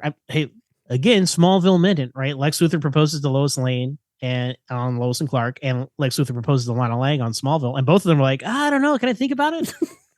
Yeah, never a good sign. That's maybe is a no, by the way. No answer is a no. But for her, what pushes her to do it is she has that, meeting with Superman. She's like, is there ever a chance for us? And he's like, no. But also she plays herself. She buries her own grave because she says, Superman, if you were a normal guy with no powers, I'd still love you. And Superman says, I find that hard to believe. So that might be my favorite moment. That might be my favorite moment of that first season. Yeah. Yeah, I don't know that I've ever felt more for the character in that amazing, absolutely amazing. Oh, it's a great moment. It crystallizes that, and what she does after that, she's like, well, I guess I'll go marry Lex. But again, his orchestration of he even he's talking to Mrs. Cox about enemies on the battlefield, and he's like, oh, a matter of speaking, of course, but no, it's true. That's how he thinks, right? Art of war and all that stuff, all the stuff Lionel drills into Lex on Smallville. This Lex is living out, and he's cut off of resources, nowhere to retreat. People, allies, you laid it out. He blows up he gets the Daily Planet into bankruptcy, then blows it up, fires her friends, she has nowhere else to go, but hey, have a job here in my network. And so it's all a game to him, and it's working out. He almost gets away with it. Yeah, no, I mean, I think from Lois's perspective, and look, in fairness, she does ultimately have that moment of realization before she's right going to exchange vows. She never says yes at the altar, thank goodness. Right. She's going through that moment, in front of the mirror, and clearly her feelings for Clark are dawning on her. So, yeah, she doesn't ultimately get all the way there. But yeah, I mean, I think from her perspective, given all that we've laid out here, and I think you can understand how she gets to that point. I mean, this has already come up in our episode on the romance, but it's how quickly we move to wedding proposals, marriage proposals in this show. It's bonkers. But if you have to buy into that, and otherwise it's just insane. Well, no, our mutual friend Matt Trix, he said the phrase before, this show is allergic to dating. Yep. And it's so true, because if you think about it, Lois and Lex have been dating, I don't know, she even says it. She's like, these last few weeks have been great, right? But then you fast forward to season 2 when even Clark proposes to Lois. I'm like, wait a minute, how long are you even dating? Because you have another Dan Scardino's around, and it's how are people? This is such a warped idea of when you get married.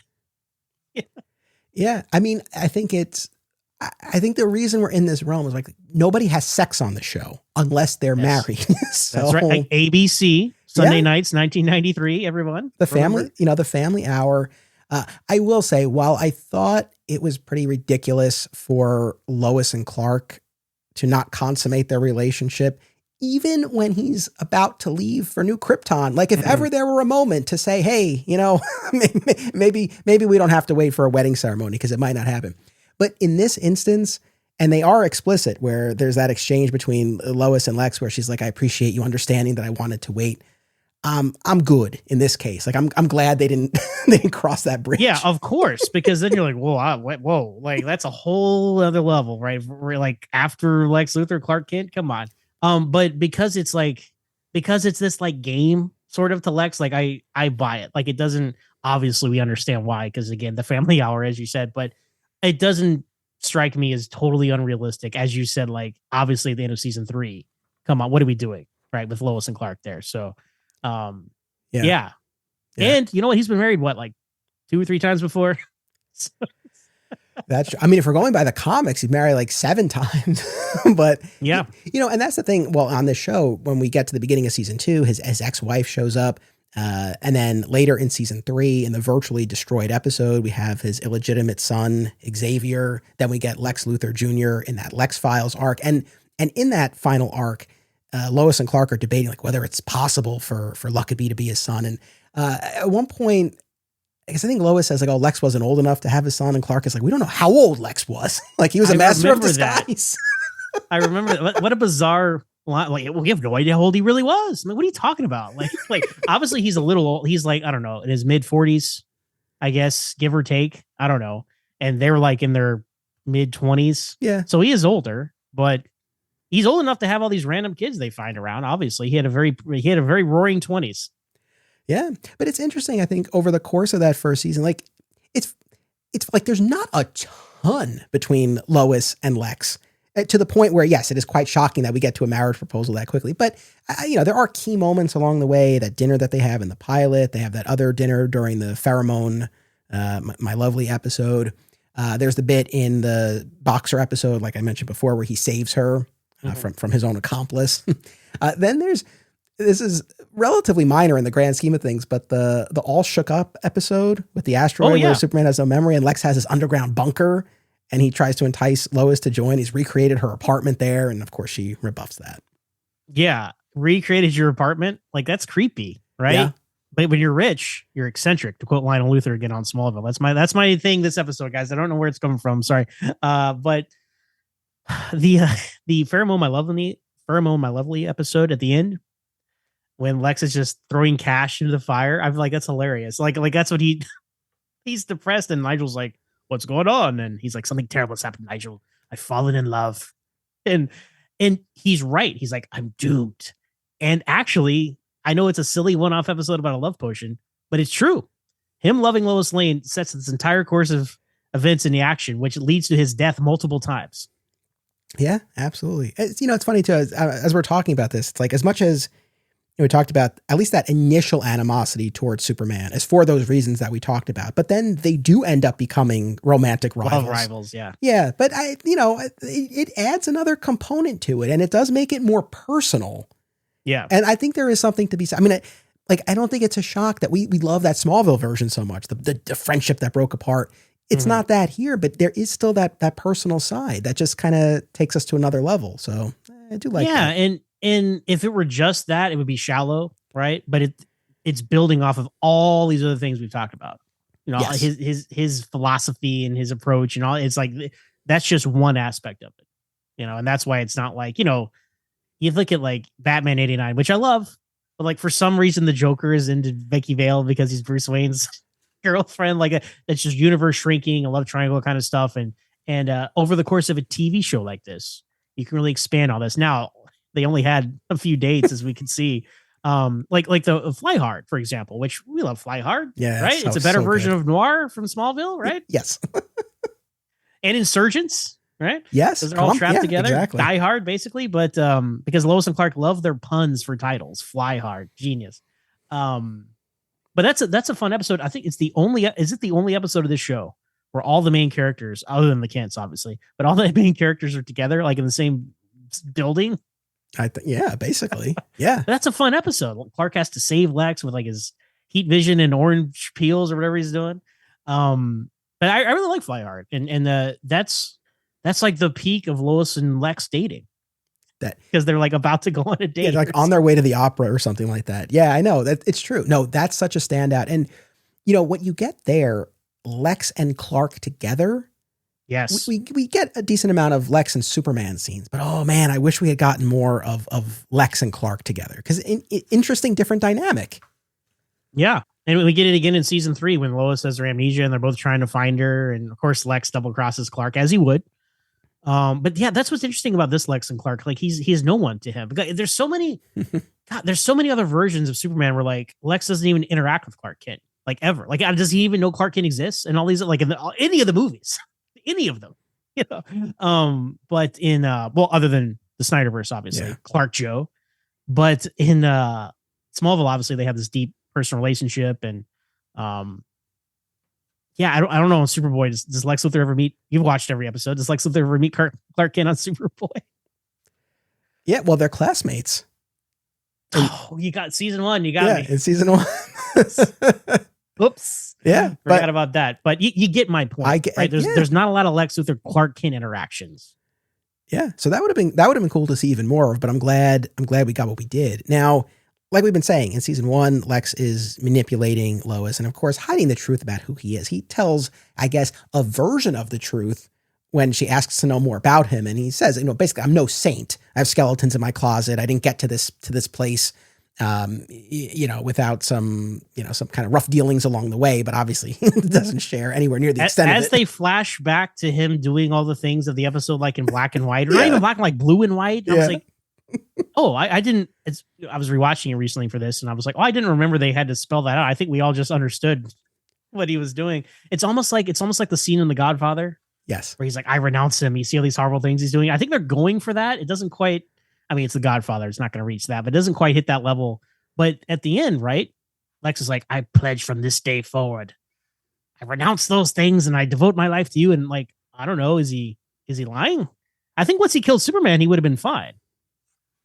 Interesting. Well, so that's then I think the other big question is, to what extent did Lex actually love Lois? Again, we talked about how he manipulated her in this first season. And then like you've been saying, from the point of his resurrection forward, it's just about taking Lois and trying to force her to be with him. So, maybe we have our answer. And in season 3, I think it's in his final episode, Seconds, it opens with that great scene at night in the park between Superman and Lex. Great face off. And Superman charges essentially that Lex doesn't love Lois, that he can't love Lois, that he's not capable of that. And then we get such a great payoff to that at the end of the episode when they're in the subway tunnel and it's collapsing and Lois still thinks that she's Wanda Detroit and that Lex is Kent, the man she loves. And everything's coming down and Superman's weakened from that weapon that Lex has used on him. And Lex is holding on to Lois, right? And won't let her go. And Superman is too weak to forcibly remove her. He's like, you say you love her. Like, if you do, you'll let her go. And Lex does. And he says, like, you said I wasn't capable of love. And then the line that I quoted at the beginning, how little you understood me. And then his final words, except for that recording in season 4, how little anyone ever did. I mean, I don't know, like, in your heart of hearts, did he love her? Is it a version of love? Like, what do we call it? I'm split on that final line, by the way. I think half of it's very emo, but half of it's very poetic. I'm not sure how I fall on it, but I think in his own way he did. In the same way that, again, Lionel Luthor loves Lex Luthor on Smallville. I'm sorry, I'm just Lionel Luthor all day here on this conversation, but in that twisted Luthor way, I mean, he definitely loved her more than any of these other women in his life, I would say. I think that gets at it. And I think that's kind of where I ultimately land on it. Do I think it's a true, healthy, productive love? No. Very toxic. Yeah. But for Lex, do I think that what he feels for Lois, as twisted as it is distinct from what he's felt for others in the past? I do. And again, even though it manifests in this obsessiveness, but when you get to that final moment of him letting her go, because at first he's like, no, if we die, we all die together. Yeah. But he does give that up. And for Lex, I think that's a big step. This whole idea of whether or not Lex Luthor is capable of love, brought up on Smallville too, probably multiple instances, but I always think to the end of season 6 when Lana is leaving him and she says, like, you're not capable of love. And I feel similarly about the Rosenbaum Lex. It's like, I don't think he's capable of a healthy love, but I think like what he feels for her is distinct from other instances. Yeah. Yeah, I would agree. How we got there, very convoluted. Yes. Right? Like, it's like, again, the Superman element, right? If his fixation on Superman somehow translates over to Lois on some level, we don't know exactly why. But like, there's definitely something there. Because he wants to be Superman, as I love in the season finale where he's doing the VR where he's flying, he's got the Lex suit. I love that. That's an image that always stuck out to me. I remember that, was even seeing that on TV as a kid. So he's got that Superman envy, and how better to become Superman than to get Superman's girlfriend, right? As the world perceives her to be. Yeah. Yeah, I know that. I think there's a lot. Well, it's like on Smallville with Lex, the Clark envy. Yep. At least I walked away with the thing you love the most. The loving girlfriend, right? Yeah, no, 100%. But in that final arc before he meets his end, like we've been saying, he learns that Clark Kent is Superman, and he learns that from the clone of Lois, because her body is breaking down, and she sees this as her way to save her life by trading this information. Of course, she's very regretful afterwards, and she ends up helping Superman in the end. A very sweet moment, bittersweet moment between the two of them. But it's one of those things. Even though we only had a little bit of John Shea in the post season 1 landscape of the show, I feel like they made it count, and him learning the secret was huge. When he shows up with that weapon on the balcony of Clark's apartment and he blasts Clark, and they finally have this face to face, and first he asks Clark to beg for his own life, and Clark refuses. And then Lex threatens his parents, and Clark relents, and he says, I beg. And the look of satisfaction on Lex's face, oh, chef's kiss. It was great. Like, you felt how much he felt that in that moment. Yeah, I mean, his face acting, like even when when the clone Lois tells him that Clark Kent is Superman, like just his face gets so excited, like, and it's incredible stuff. And then when he kidnaps Martha, yeah, he's like, "Thank God I never had a mother like you," which is an interesting, because on Smallville, Lex would have loved to have a mother like Martha Kent, but this Lex is distinct. Like these are different Lexes, but he enjoys being a villain. He really does, and he knows he wouldn't have been if he was raised by the Kents. Yeah. And then a great payoff to that begging bit, because when it does appear like Superman and Lois and Lex are going to perish in the subway tunnel, and Superman is pleading with Lex, he's like, are you going to let her go, or do you want me to beg again? Yeah. Oh, good. There's some good stuff here. This is great stuff. Look, these are the characters I'm here for. Yeah. I'm here for Clark Kent, Lex Luthor, Lois Lane, right? I mean, what show does a triangle better for those three than this? Now, does everything have to be a love triangle? No, of course not. Right. But we are, again, romantic action adventure comedy. That's what this, I say comedy. You guys know why. Like, look at the villains on this show outside of Lex Luthor, right? Some fantastic character work here. Now we're talking about this death of Lex. Let's take a step back, talk about the first death of Lex. I think this is very appropriate, right? I think a megalomaniacal guy like Lex Luthor, not going to live in a cage, as he says. He's gonna end his life on his terms. And jumping off the top of the world, tying it back to the beginning, where he says top of the world of the front, like, and then he's like he's flying like he was in the VR as Superman. Like, all this stuff is like a happy accident, but they tied it all together so well, because obviously they would not have killed Lex Luthor if John Shea didn't want to leave the show, right? So they probably fast forwarded and escalated a lot of stuff to kind of speed it up. But I think it works so well, and I think and then Superman can't save him because he's been weakened by the kryptonite, because the rules of this show are very different than other Superman shows. It's like, oh, I can't use my powers for like a day or so. I don't know what the rules are. I don't know if the show even knows. It's very inconsistent, right? I think, yeah. I mean, no, it's funny because we're used to Smallville, where it's like the second he doesn't see that kryptonite, boom, he's out of there. He's fine. Well, even the Christopher Reeve movies, right? It's like, throw it over here and he's fine. So like, to me, that's how I see kryptonite. But Lois and Clark had a distinct take, and they use it to story advantage sometimes. And this time he's been in a kryptonite cage for God knows how long. Right. Yeah. By the way, iconic. Even if he wanted to save Lex, he can't. Yeah. But that kryptonite cage, that's another one of those things that's like seared into my brain. Like him trapped in that kryptonite cage underneath where the love of his life is marrying Lex is fantastic. Well, and then he even, when Lex goes down there, and he even, hypothesizes, he's like, will losing you be satisfying enough than the fear of constantly losing to you? Or he says something along those lines. I think I botched the line. I'm sorry. But like him thinking about like, does the fear of losing what you represent, right? Yeah. Beat the fear of constantly losing to you or whatever. But that's so interesting, because it's like, it's the whole, like, you complete me thing. Like he says in season 3 to him, basically. That's a good question, because he enjoys the challenge. He hates him, but he enjoys him because finally someone has shown up that's kind of, a true opponent to him. Yeah, no, absolutely. But yeah, on the kryptonite front, I feel like especially in season 1, they very much took this track that it really depleted him and he needed a substantial recovery time. As this show moved on, I don't know, that really wasn't the case. I mean, you look back to the green glow of home from season 1. I mean, he's like out of commission for a long time. So they didn't quite stick with that. But what's so funny to me, it's fitting, it's poetic that both times Lex dies, ultimately, it's because Superman can't save him because of Lex's own actions. Yes. Trapping him in the kryptonite cage, blasting him with the weapon in season 3. It's like, but not for that. Like, Superman could have saved him. Very interesting to me. And he would have too. And he would have, as much as he hates him. Yeah. But the season 1 death, I agree with you. I think it's a great circular ending, bringing us all the way back to the pilot. The fact that he goes out like that. It makes sense that he wouldn't want to be caged. I mean, like you're saying, if Shea were continuing on the show, I mean, it could have been a great start to season 2. Like, he beats these charges somehow. But yeah, but in this instance, it's like, yeah, he would rather take that way out than be caged. And like I said earlier, I mean, you just see how unhinged he gets in an instant, right? When he attacks Henderson and the police, and he runs out of there, and he's like flailing about and everything. And, he bursts into his office and he's hitting stuff on the computer. It's like, what was he doing? Like, what?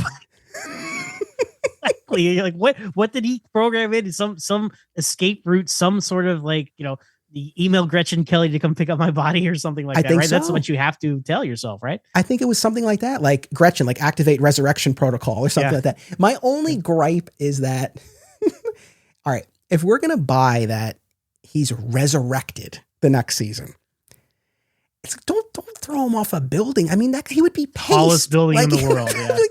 It would be a puddle on the ground.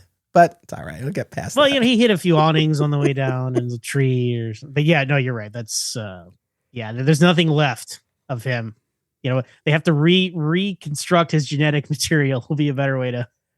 Maybe that's what was going on inside that glass chamber that creeped us out so much. They were just basically growing a new Lex from his genetic material. Let's go with that. I know. I don't know. What have we not talked about that you want to with John Shea's Lex Luthor? Oh man, we really have kind of touched on everything. I think he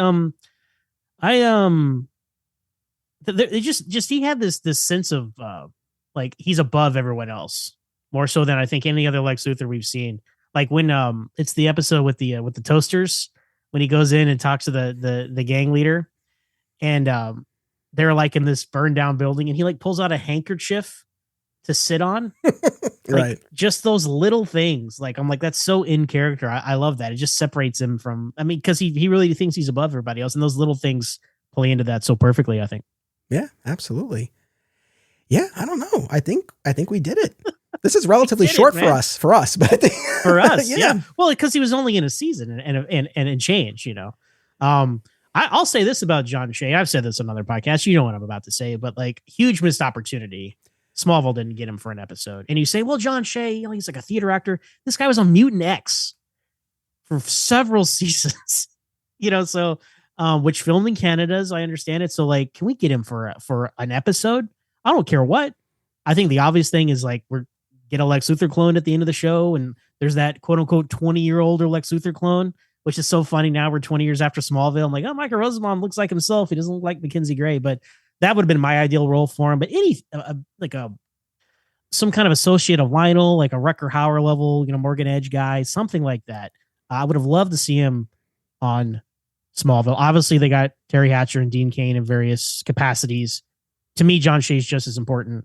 And I wish they would have continued that in some way. I don't even know if they even crossed their mind, honestly, but I really wish it would have.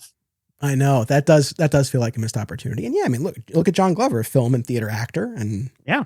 So yeah, something like that would have been really cool. Yeah. I mean, it was great to get the legacy casting that we did, but yeah, I mean, like credit where credit's due. I mean, this is really a phenomenal Lex. I mean, circling back to what we said at the beginning. I mean, yeah, I confidently say right behind Rosenbaum, this is my second favorite, certainly live action. I say live action because I know as we're talking, Lance is typing, what about Clancy? Yeah.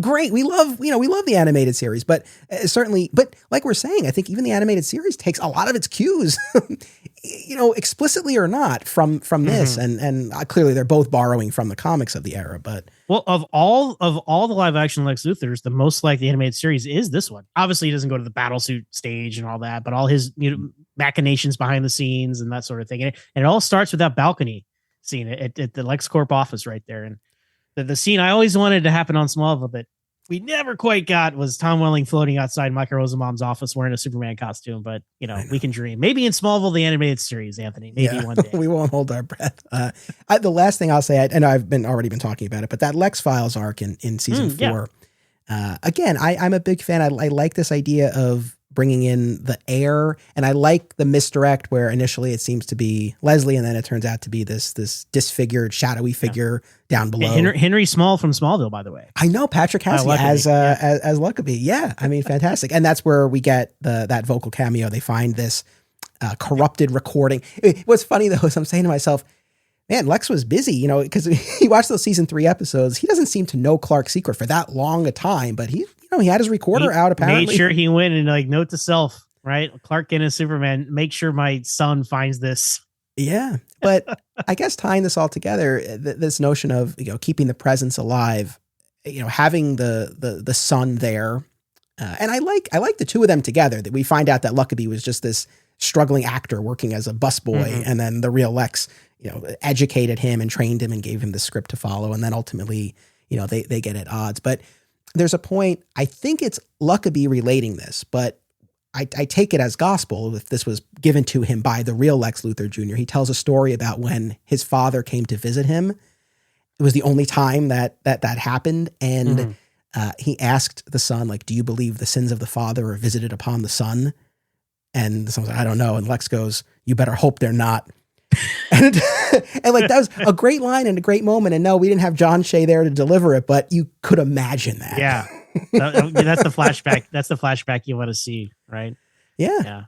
So, no, I'm a big fan of that arc. And at the climax of that, you have this face off between the real Lex Luthor Jr. And Lois. And she has this moment where she's like, basically, I feel sorry for you for what your father did to you, and this lack of love. And the most I could ever do is pity you. So, I don't know. I feel like underrated late series storyline there. Yeah, I mean, Smallville kept Lex alive through all the sets. Yeah. I mean, we had Luthor Mansion, we had Luthor Corp, right? So, and then of course Tess ended up becoming his sister, right? Alternate universe stuff with Lionel, like that. There was never like that's the way they kept Lex alive. And then Luthor Corp project or whatever, right? Every now and then, but yeah, you got to give it to a show with very spotty continuity in those last couple of years. They did their own to kind of establish their own, hold on to their own universe there. And you got to respect that. And look, when a lot of the more modern Lex Luthors, I've been a little disappointed in Nicholas Hoult, Michael Cudlitz. I'm like, and I'm like, people are like, what are you looking for? I'm like, well, this John Shea, Michael Rosenbaum, like there it is. Just go do that. And I won't have a negative word to say about it. Yeah. While I got more mileage out of the Holt version, I'm totally with you on Cudlitz, and I've been talking about this. But in fairness, I think with both of those iterations, I complained about the Superman and Lois version a lot, where he was just angry. And I think what's the difference here? You just get more nuance and more shades to his personality. I think at a very fundamental level, like that's something that clearly resonates with us. Well, yeah, and then you're seeing in defense of the Superman and Lois Lex Luthor for a second, right? We're seeing that guy at such a late stage as all those characters, right? Yeah, I mean, all the stuff we're talking about now has happened years ago, right?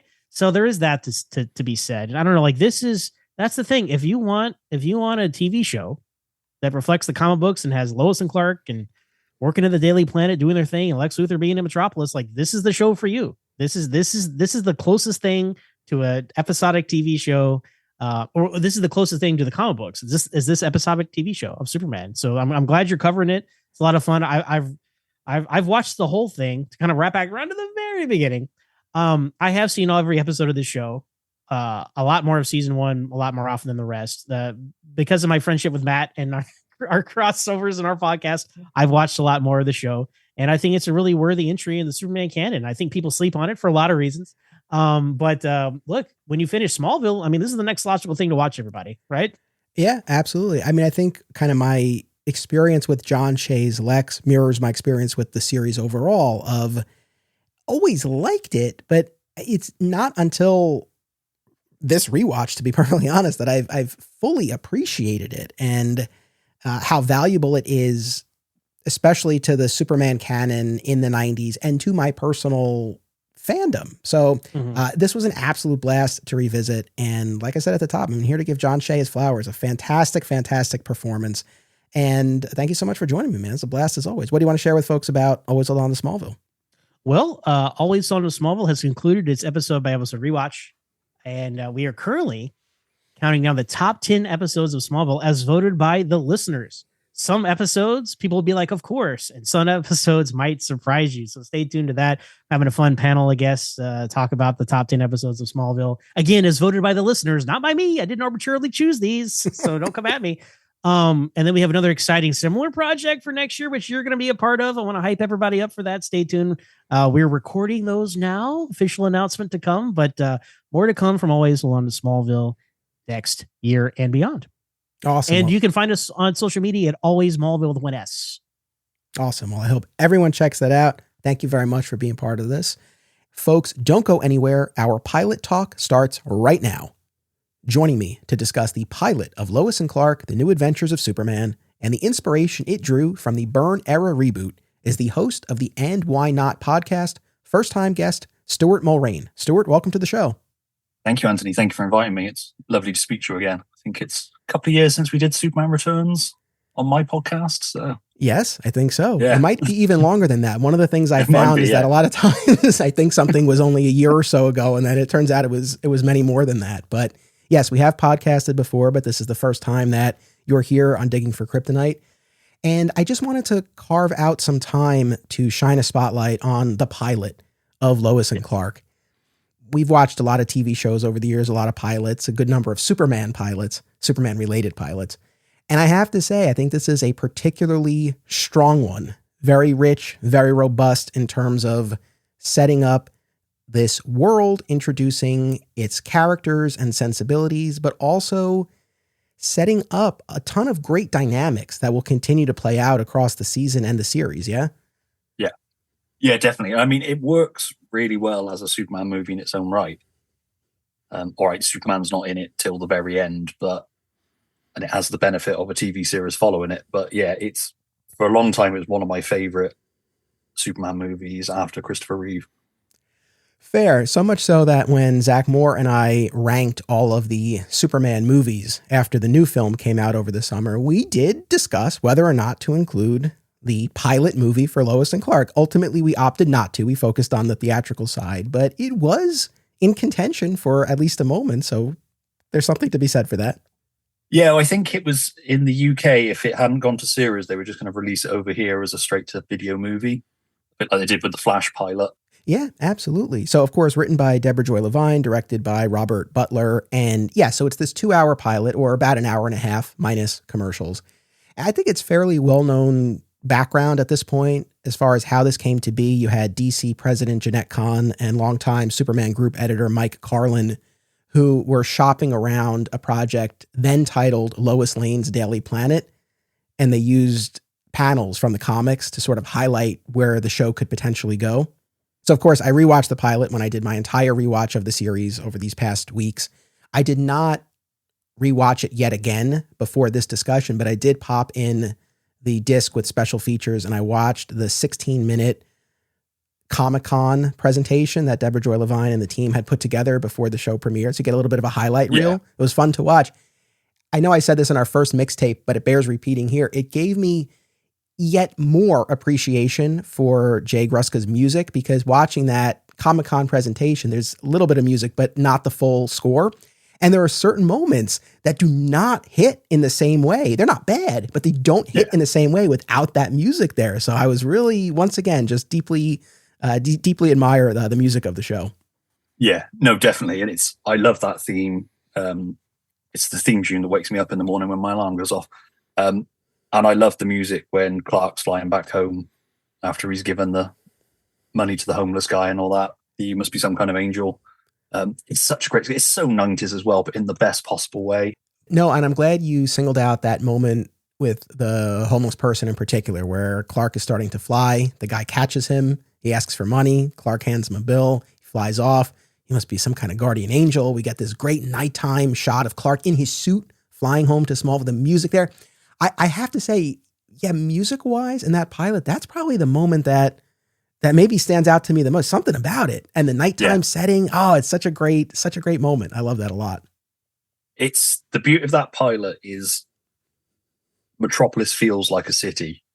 As much as I love the rest of the series, it always feels like that one block outside of the Daily Planet, on the Warner Brothers lot, and then, maybe a brownstone or something else. And the world feels quite small. It's interesting. Have you ever seen the full model they built for the Daily Planet that went up for auction a couple of years ago? No.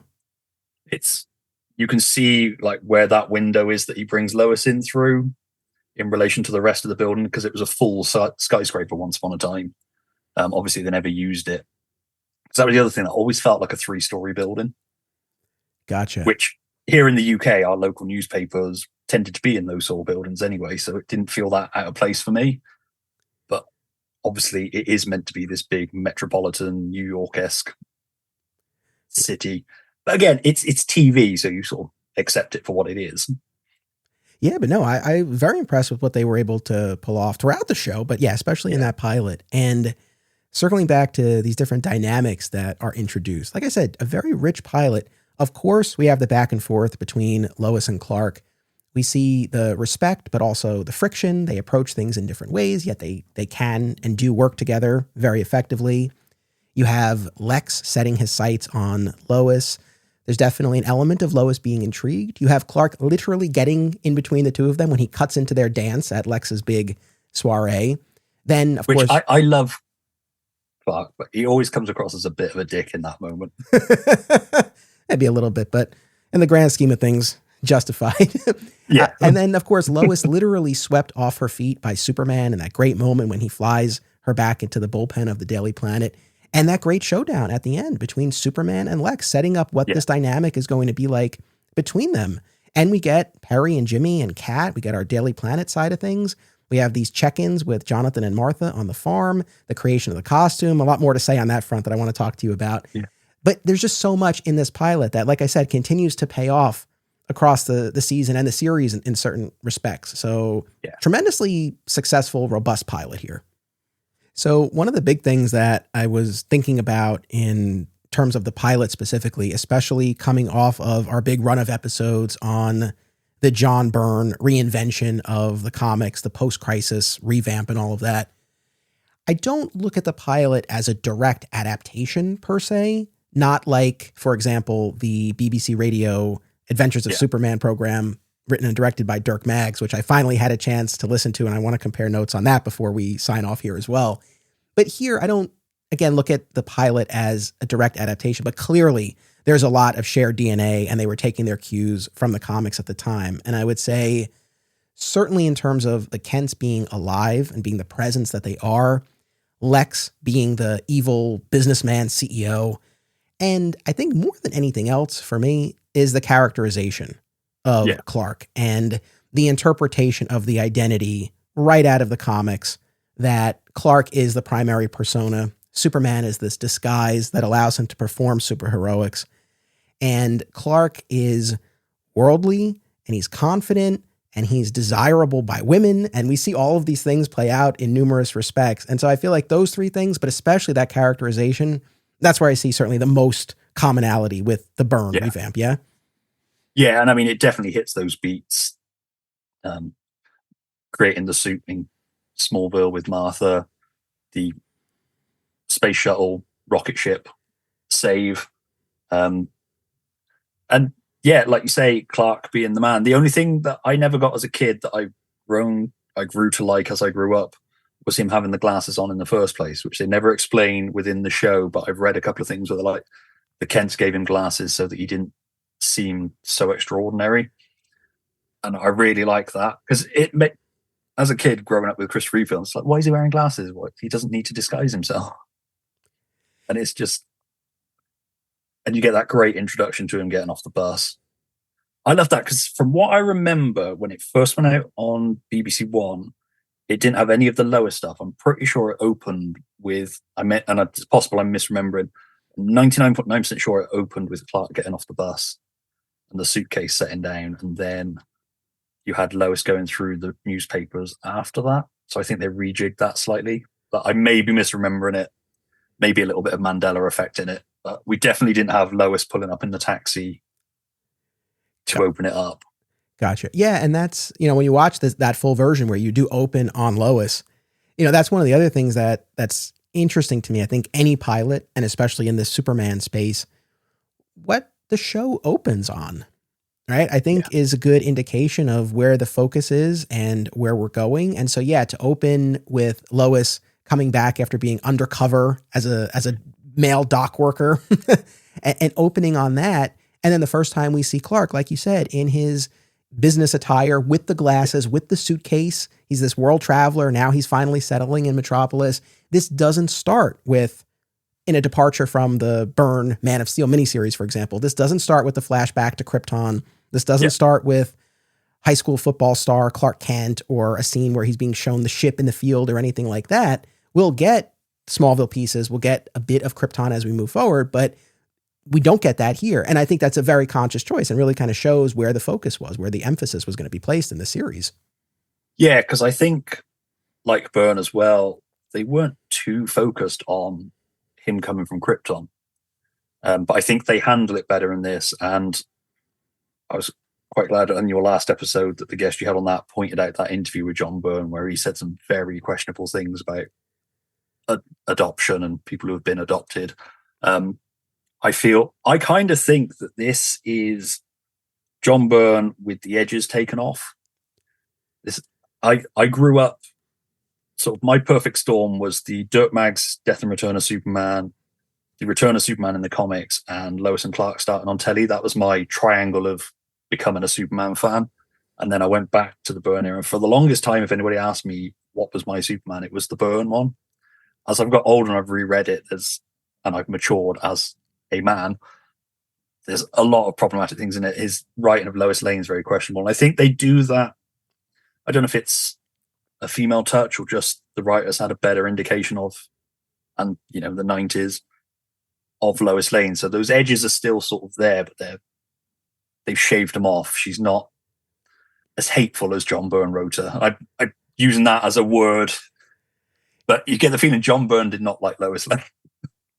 Yeah, I mean, look, I butted up against that in pretty much all of our Byrne episodes. So no, the depiction of Lois that we get here between Terry Hatcher's performance and the writing of Deborah Joy Levine, and I agree. I think having a woman at the helm, yeah. I think could only have helped in this instance. And I love how well-rounded this character is because, yeah, you see that brashness and those edges and the insecurities and the vulnerabilities and also the strength and the courage and the dedication. Like you see all of it. I feel like she's just a much more well-rounded character in the show than we got in the comics. I think part of it is because this show was invested in her perspective in a way that those Byrne era comics simply weren't to a large extent. You only got so much with Lois or from her point of view. But the fact that this was Lois and Clark and was almost just Lois Lane's Daily Planet, you're investing in her perspective. And I like how they sort of spin some of the stuff from the Byrne comics. So instead of Clark getting the job by scooping her on a Superman interview, they sort of play that up a little bit in the second episode or the third episode. I can't remember which order they go in, where she's looking for Superman's ship. Clark draws that map and puts the Godzilla with the cape on it. And that feels like a little riff on the Clark scooping her. Yeah, 100%. But I like, to your point, I like that that's not how he got his job in the first place. Yes. And I know I've been talking about this. I'm a broken record. But yeah, I love that he doesn't give himself the Superman exclusive to get his foot in the door. I was going to say, it's such a great way of an economical way of showing the humanity of Clark. He does care about the little things. It's a great way of getting those little Superman moments in, not the big flashy stuff, the human stuff. Yeah, it's just such a nice moment, and it's such a better way of him getting a job at the Daily Planet. I get why Byrne did it, and it never really bothered me. We're reading it as a teenager, but it's just it feels icky out. Yeah, I think this is a more elegant way of going about it, and shows you more about who Clark is and who Clark is as a reporter. And I really like that fact that Clark has been this world traveler. He's been reporting. I mentioned this in the first mixtape. It does bum me out that his worldliness gets pretty much lost in the shuffle as the series progresses, especially after the first season. But I really like that. There's another thing too.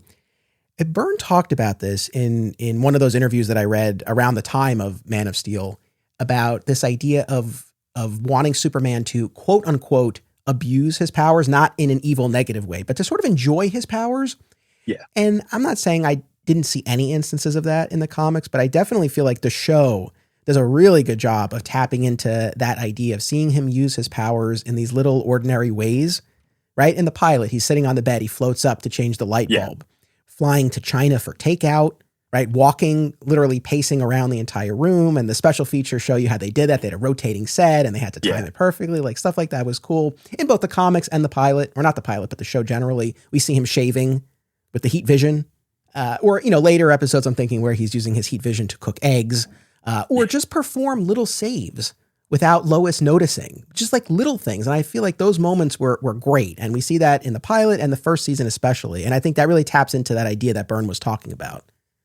There's that great episode that I always think is called Heatwave, but that's one of the novels where he can't use his powers because Lex is manipulating the weather, and you sort of see him doing all the stuff he would have done using powers, and then being like, oh no, yeah, I got to turn the hob on and all that sort of stuff. And I mean, I joked recently actually, because Folks Forever just did the episode Illusions of Grandeur, where at the end he runs down super fast to get the roses to put in front of Lois to do the little magic trick thing. And I've always, it's the imbalance of power to suit the story, but it's like, Clark can run down to do that, but he can't run down the street to save Mason Drake from getting blown up. Ah, poor Mason. No, I know.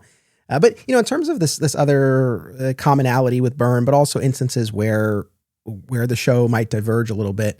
You mentioned the space plane save. That feels very much akin to what we saw in the comics. I mean, now there's a grand tradition of the aerial save as the big debut, and even going back to Superman the movie, the helicopter. But now we're in the realm of, this space plane. That felt very akin to the comics. The fact that you have Lois and Clark attending this fancy party that Lex has thrown, not entirely dissimilar from the party on the yacht in Man of Steel. Yeah. Although obviously it plays out differently, but similar sort of setup. And even just Lois in Clark's place and commenting on his physique, right? Like we see that play out in both the comic and the show.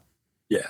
I like that part as well, because like you say, it doesn't play out, but you still get that great scene where they're snooping around Lex's office and then he holds Clark at sword point. And then they sort of have a battle of intellect. But yeah, it's those little spins they did. It's like Jason Trask instead of, I always want to call him Dr. Schwartz because he's Dr. Schwartz in the Dirt Mags one, but it's Emmett Vale. Jason Trask fills that role in season 1. He doesn't build Metallo, but he's been investigating the shuttle crashing. Obviously, he has the shuttle and the orb and all that stuff, a bit like Emmett Vale took all that stuff. And it's a nice little spin on that as well. Jason Trask is such a great character. Kind of on that note of Trask and the orb and the ship and all of that, and circling back to the pilot and kind of these comparisons to the Byrne reboot, you mentioned the Krypton side of things. Yeah. And it was interesting to me because the Byrne Man of Steel miniseries, it starts on Krypton. We see Krypton. And then in the final part of that story, Clark is visited by the hologram of Jor-El and he's downloaded with all of this Kryptonian memory. So we see more of Krypton there. Whereas in Lois and Clark, in the pilot, certainly we don't see anything of it. There's not even a mention of Krypton. Clark will learn the name when he finds the orb and the ship in basically the next episode. And we won't see Krypton until we get to the Foundling deeper into season 1. And when we do see it, it's not the aesthetic of the Byrne reboot. It's much more akin to the Donner movie series. Yeah, it's essentially a white room with some sheets hanging down, but But Jor-El and Lara are in the same space. So it's not the cold antiseptic Krypton of the John Byrne iteration. The thing you have to remember with Lois and Clark is that it wasn't made for us, right? As Superman fans. It worked. A huge part of that popularity of that show was that female demographic, moonlighting demographic. Not that it exclusively skewed towards them, but there's a reason Dean Cain has his shirt off in multiple episodes. There's a reason Terry Hatcher is that shot of her going down the slide in Illusion of Grandeur was in the opening credits for a long time. Yeah, no, it's a sexy show, and it is. It's right. Like you're right. It's not. This wasn't specifically for the comic book audience. And on the special features of the DVDs and Blu-rays, Deborah Joy Levine talks about that. She was not a comic book reader and was concerned about how the fans would receive the show. I guess it's a testament to the strength of the show that, like, as a kid watching this, and I really was a little kid at the time, and I think there was probably a lot of the romantic side of things that either I didn't care about or went over my head, but nevertheless, the show overall still resonated and it still delivered, even for the little kid that I was, I guess, enough of the Superman / mythology side of things that I was satisfied. Like, I don't have a memory of being put off by the lack of any of that stuff. So I think they struck a good balance. That's cool. And I like that. I like these different takes because I've got the comics. I don't need a straight adaptation. I don't need to see John Byrne stuff taken and put up on screen. I've got that there. I like to see nods to it. I like to see spins on it. I like that they do a space shuttle, which Byrne obviously originally wanted to do, but then Challenger happened, so they changed it to the plane instead. I like that they go back to a space shuttle in this. It gives Superman a chance to show his powers, pushing it out into space. It's a really nice little thing, and it's just such a nice little bubble. It leaves enough tied off and enough loose ends. You can enjoy it as a film in its own right, and still, have enough interest to go through the series. Yeah, absolutely. And it's funny because one of the points of departure in the crafting of the dual identity and the costume in the pilot that I love is that the S shield came with him in the rocket on the blanket that the Kents found him in. And I like that so much. I mean, like when we're in the Man of Steel comic book territory, there Clark has already made this big save without any costume. And Lois has already coined the name Superman. So when Martha is then making the costume, he has this idea for an S because he's already been named Superman. That's fine. But I do like having some tie, like one tie here to his Kryptonian heritage. And that's why I say like it's interesting to me because this pilot, right, shows you none of Krypton, doesn't even say Krypton, but they have that point of connection there in a way that the comic didn't. And I really like that. The fact that the shield came from that blanket that he arrived on Earth. And that made a huge difference for me. I love that touch. I love that stuff. I like the mixture of both worlds represented in the suit. It's interesting too, looking at this pilot, because just like the comics, right? I think both tap into this frustration that Clark is feeling because he wants to lead a normal life. He wants to be among other people and work and fall in love and have a family, but he also can't deny this urge to use his powers to help. So I think in both instances, you see this frustration. It's coming to a head. Something has to give. It's interesting in the comic, Pa is the one who comes up with the idea of a costume. Yeah. Like Clark is back at the farm after the big save and talking about how the people swarmed him like maggots. They all wanted a piece of him. And Pa has this idea. Whereas here, Clark is the one who first floats the idea of, I need a costume or an outfit of some sort when I'm doing this. I do prefer it to come from Clark. I mean, I'm not going to die on this hill, but there are, and it's not limited to the Byrne kind. There are other stories where the Kents are a bit, for lack of a better term, like pushier about him putting on a costume. I like them supporting him and bringing that idea to life, but I think it's better when it comes from Clark initially. I don't know how you feel. Yeah, no, I'm the same. One of my big bugbears with Smallville was that Supergirl was out in the costume before Clark. It takes that agency away a little bit. And, Smallville's its own beast. They're all their own beast at the end of the day. But I do like Clark coming up to, and I do like that we get that very 80s, 90s montage with Bonnie Tyler holding out for a hero, which is also from Footloose, one of my all-time favorite films. So get that nice little crossover, but you do get that montage where he's trying on the costumes, and I like, how fed up Martha is by the end, where she's like, "How about that one?" Yeah, I know she's really working hard. I was struck too. There's no talk in the pilot of Clark employing any other elements of disguise, particularly in his civilian persona.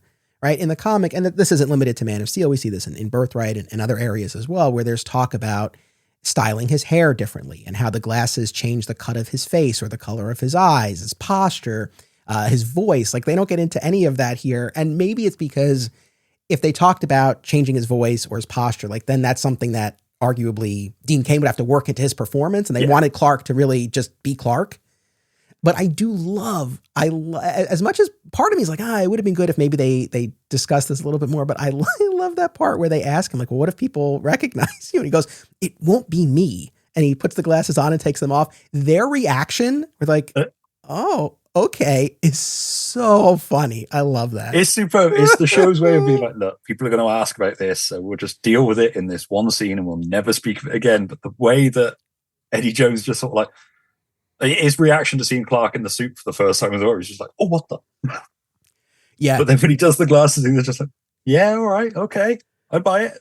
And, they don't talk about the aura until like season 3, but they do finally address the fact that anything, tight to his skin is impervious to harm, which we had gotten in the comics, but not discussed here, but we do eventually get it. I love that scene we get later on where he's on the phone to Martha. He's like, it's like a bomb grease. It's like, dab it, don't rub it. And he's been rubbing it. And it's just these little, again, that's the beauty of the TV series being able to focus on that sort of stuff. like I said, one of the things that I wanted to at least hit on is that Dirk Mag's BBC Radio adaptation of Byrne's Man of Steel and the first couple of issues of the Superman title. He incorporates both. And a shout out to fellow guest Duncan Bennett. I think he was probably the first one who messaged me about it, and he actually shared the program with me. And then when I was doing my Byrne episodes, you reached out about it as well. And so I finally got a chance to listen to it, a little over 2 hours. And I'm not going to do like a full dive into it here, but I did enjoy it. And to your point, this is one of the things you messaged me about. It did a great job of compressing the timeline of events, because we know the Man of Steel comics span years. And so you ended up with chapters that felt more like vignettes, like we were checking in with the character every few years, which is fine. There's nothing inherently wrong with that. But the adaptation for BBC Radio really, like we said, compressed that timeline. I think made it a lot more dynamic, and also wove LEX into the proceedings throughout. I felt like in a more consistent way, where it just kind of tightened it up and made it feel more like that cohesive narrative that I'm always talking about. Yeah. And I think by incorporating the very beginning of the Superman series with Metallo and Lex investigating where Superman comes from, I feel like it just kind of rounded out the proceedings, and I really enjoyed it. Yeah, it's something I go, kids now will not know, but in the 90s, we didn't all necessarily have a TV in our bedroom. So these audio, as Dirk Maggs described them, these audio movies, I think they went out in like 3-minute chunks, 5-minute chunks initially. I was listening to them over and over again to the point where I knew them all off by heart at one point. And I mean, the production is so well done on them.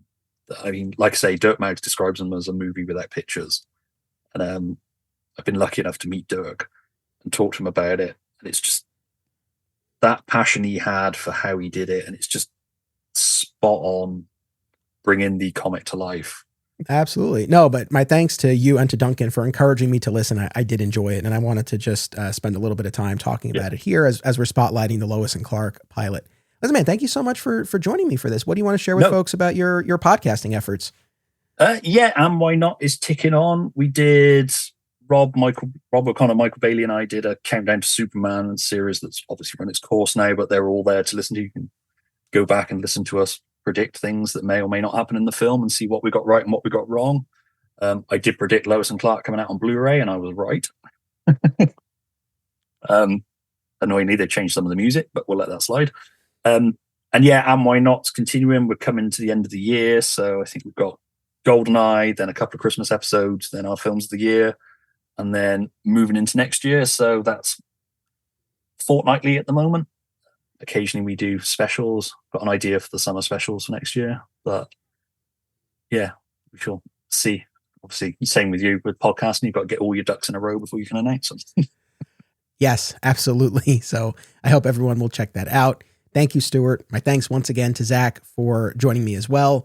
Audience, always appreciate you tuning in. Make sure you come back next week as we shine a spotlight on the supporting cast of Lois and Clark. We'll have a lot more to say about the Kents and the Daily Planet crew. Until then, as always, it's about what you do. It's about action.